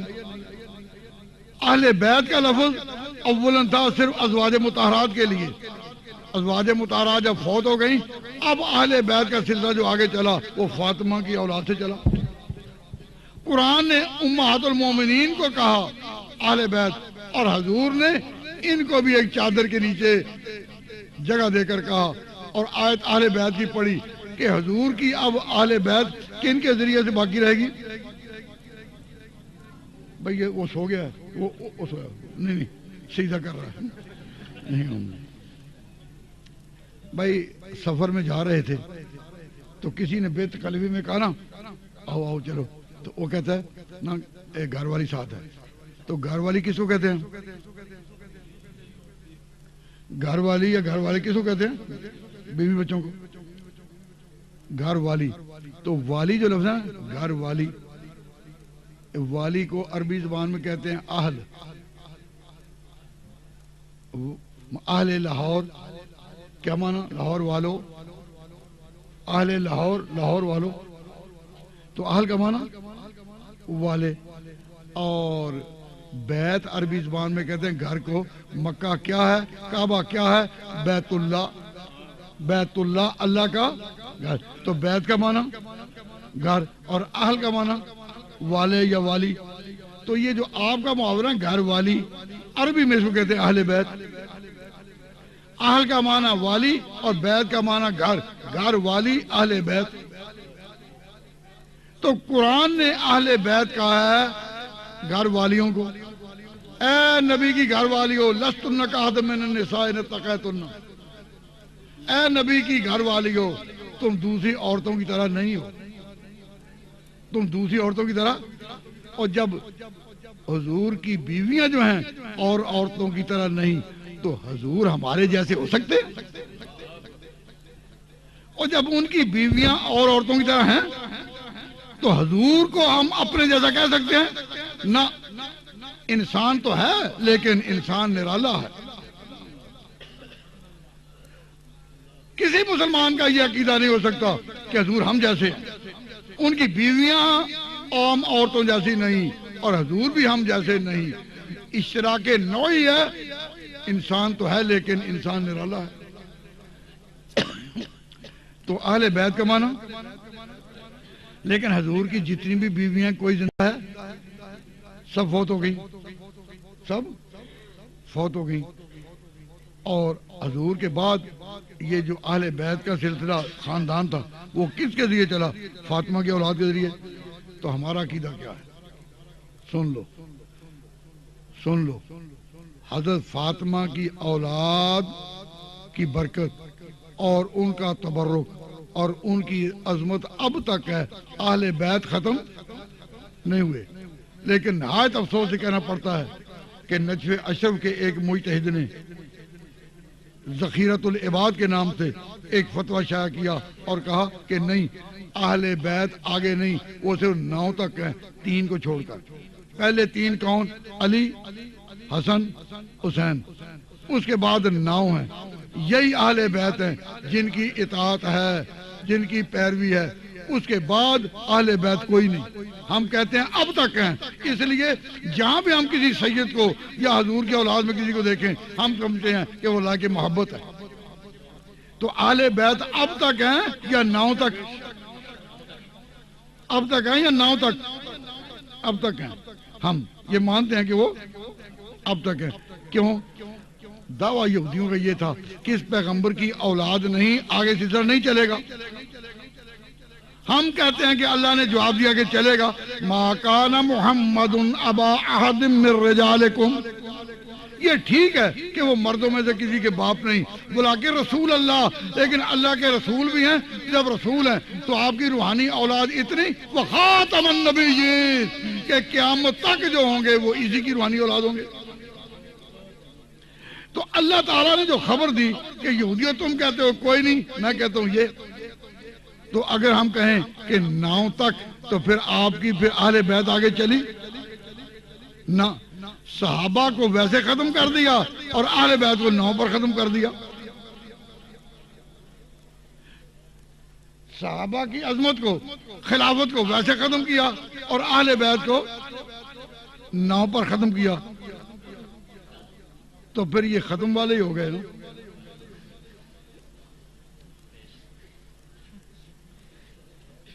اللہ تبارک و تعالیٰ جل شانہ فرماتے ہیں کہ نبی کا سلسلہ جو ہے وہ آخر تک چلے گا. اب آخری بات کہتا ہوں کہ میں زیادہ رہتا ہوں انگلینڈ میں اور ہمیں دن رات یہ تانا سننا پڑتا ہے کہ مسلمانوں بطور کمیونٹی کی ہم تمہیں ختم کریں گے. یہودی بڑے بڑے جلسے کرتے ہیں اور کہتے ہیں کہ دیکھا ہم نے بیت المقدس پر تو قبضہ کر لیا نا. خیبر کا رخ ہم کرنے والے ہیں، تو ہمارے مسلمان جو ہیں وہ بہت افسردہ دل اور پریشان ہوتے ہیں کہ اب جو بھی آتا ہے یہی تانا سناتا ہے، ہم مسلمانوں تمہیں ختم کریں گے۔ اور مجھے ایسے ماحول میں ان کو کوئی بات بتانی پڑتی ہے تو میں نے کہا چلتے چلتے آپ کو ہی بتا دوں۔ کوئی شخص یہ کہے کہ مسلمانوں ہم تمہیں ختم کر دیں تو آپ دل جمی کے ساتھ کہیں کہ ہمیں کوئی ختم نہیں کر سکتا، ہمیں کوئی ختم نہیں کر سکتا۔ کیوں؟ اس لیے کہ ہمارے پیغمبر ہمیں خبر دے گئے کہ تم آخری امت ہو، اور فرمایا میں اور قیامت ان دو انگلیوں کی طرح ہیں، یعنی میرا دور نبوت کب تک ہے؟ قیامت تک۔ تو ہم قیامت تک چلیں گے، قیامت تک جائیں گے۔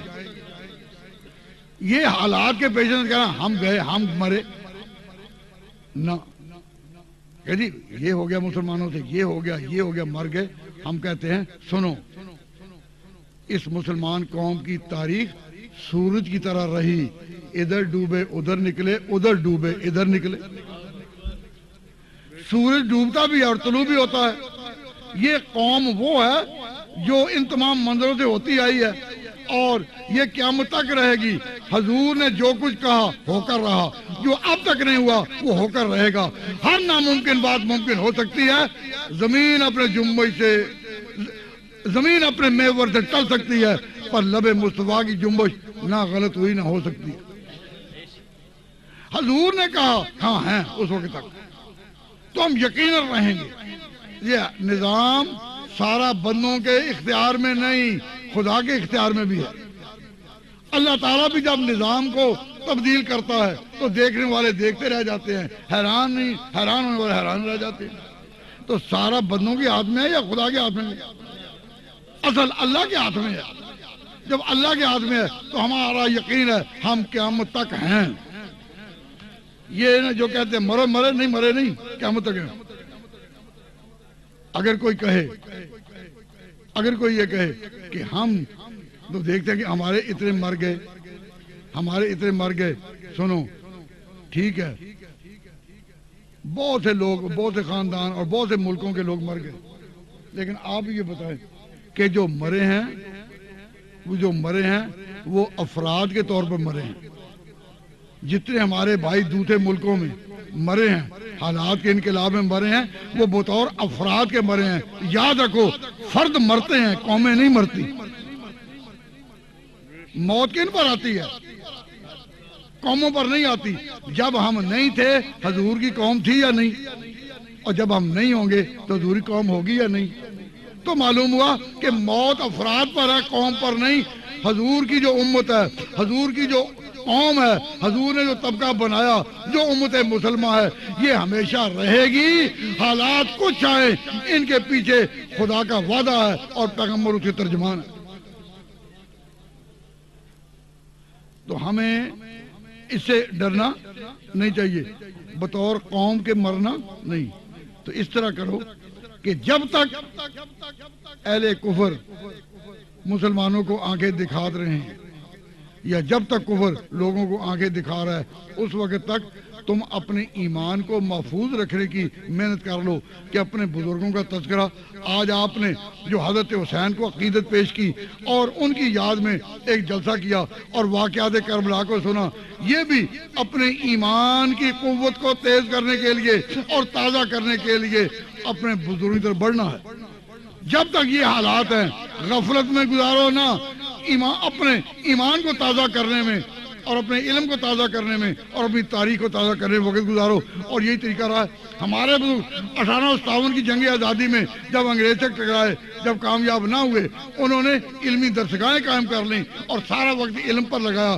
پھر جب حالات پلٹا کھائے، پھر اللہ تبارک و تعالیٰ نے ہمیں ایک آزاد مملکت کے طور پر زندہ رکھا ہے یا نہیں؟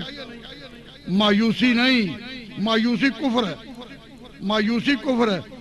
آپ حضرات پورا یقین رکھیں اور اللہ تعالیٰ سے ہم دعا کریں کہ یا اللہ ہم اہل پاکستان کسی امتحان کے لائق نہیں، لیکن اگر کوئی امتحان آ جائے تو تو ہمارے ایمان کو حفاظت فرما. قبروں میں جائیں تو ایمان لے کر, یہی آخری دولت ہے. اللہ تبارک و تعالیٰ جل شانہ نے حضور کو کہا کہ تم میں سے مردوں سے کسی کے یہ باپ نہیں محمد عربی, لیکن ایک امت کے پیغمبر ہیں, اور پیغمبر بھی خاتم النبیین آخر تک. اور دنیا میں ہوگا کیا, اس کو لپیٹا وَكَانَ اللَّهُ بِكُلِّ شَيْءٍ عَلِيمًا. وَكَانَ اللَّهُ بِكُلِّ شَيْءٍ عَلِيمًا. اللہ تعالیٰ ہر چیز کو جانتا ہے کہ قیامت تک کیا حالات آئیں گے. اس کے باوجود کہا وَلَٰكِنَّ رَسُولَ اللَّهِ وَخَاتَمَ النَّبِيِّينَ. ختم نبوت کا عقیدہ میں نے آپ کے سامنے کھول کر بیان کر دیا. اس پر میں اپنے کلمات کو, اپنی باتوں کو ختم کرتا ہوں.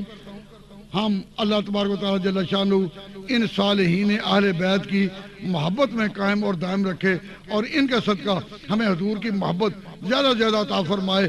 ہمارے مسلک میں علماء دیوبند کے عقیدے میں دین ہے ہی نام پیغمبروں کی عظمت اور عقیدت اور محبت کا, اور جو ان سے نسبت کرے وہ بھی اس محبت اور عظمت کو پا گیا. وما علینا الا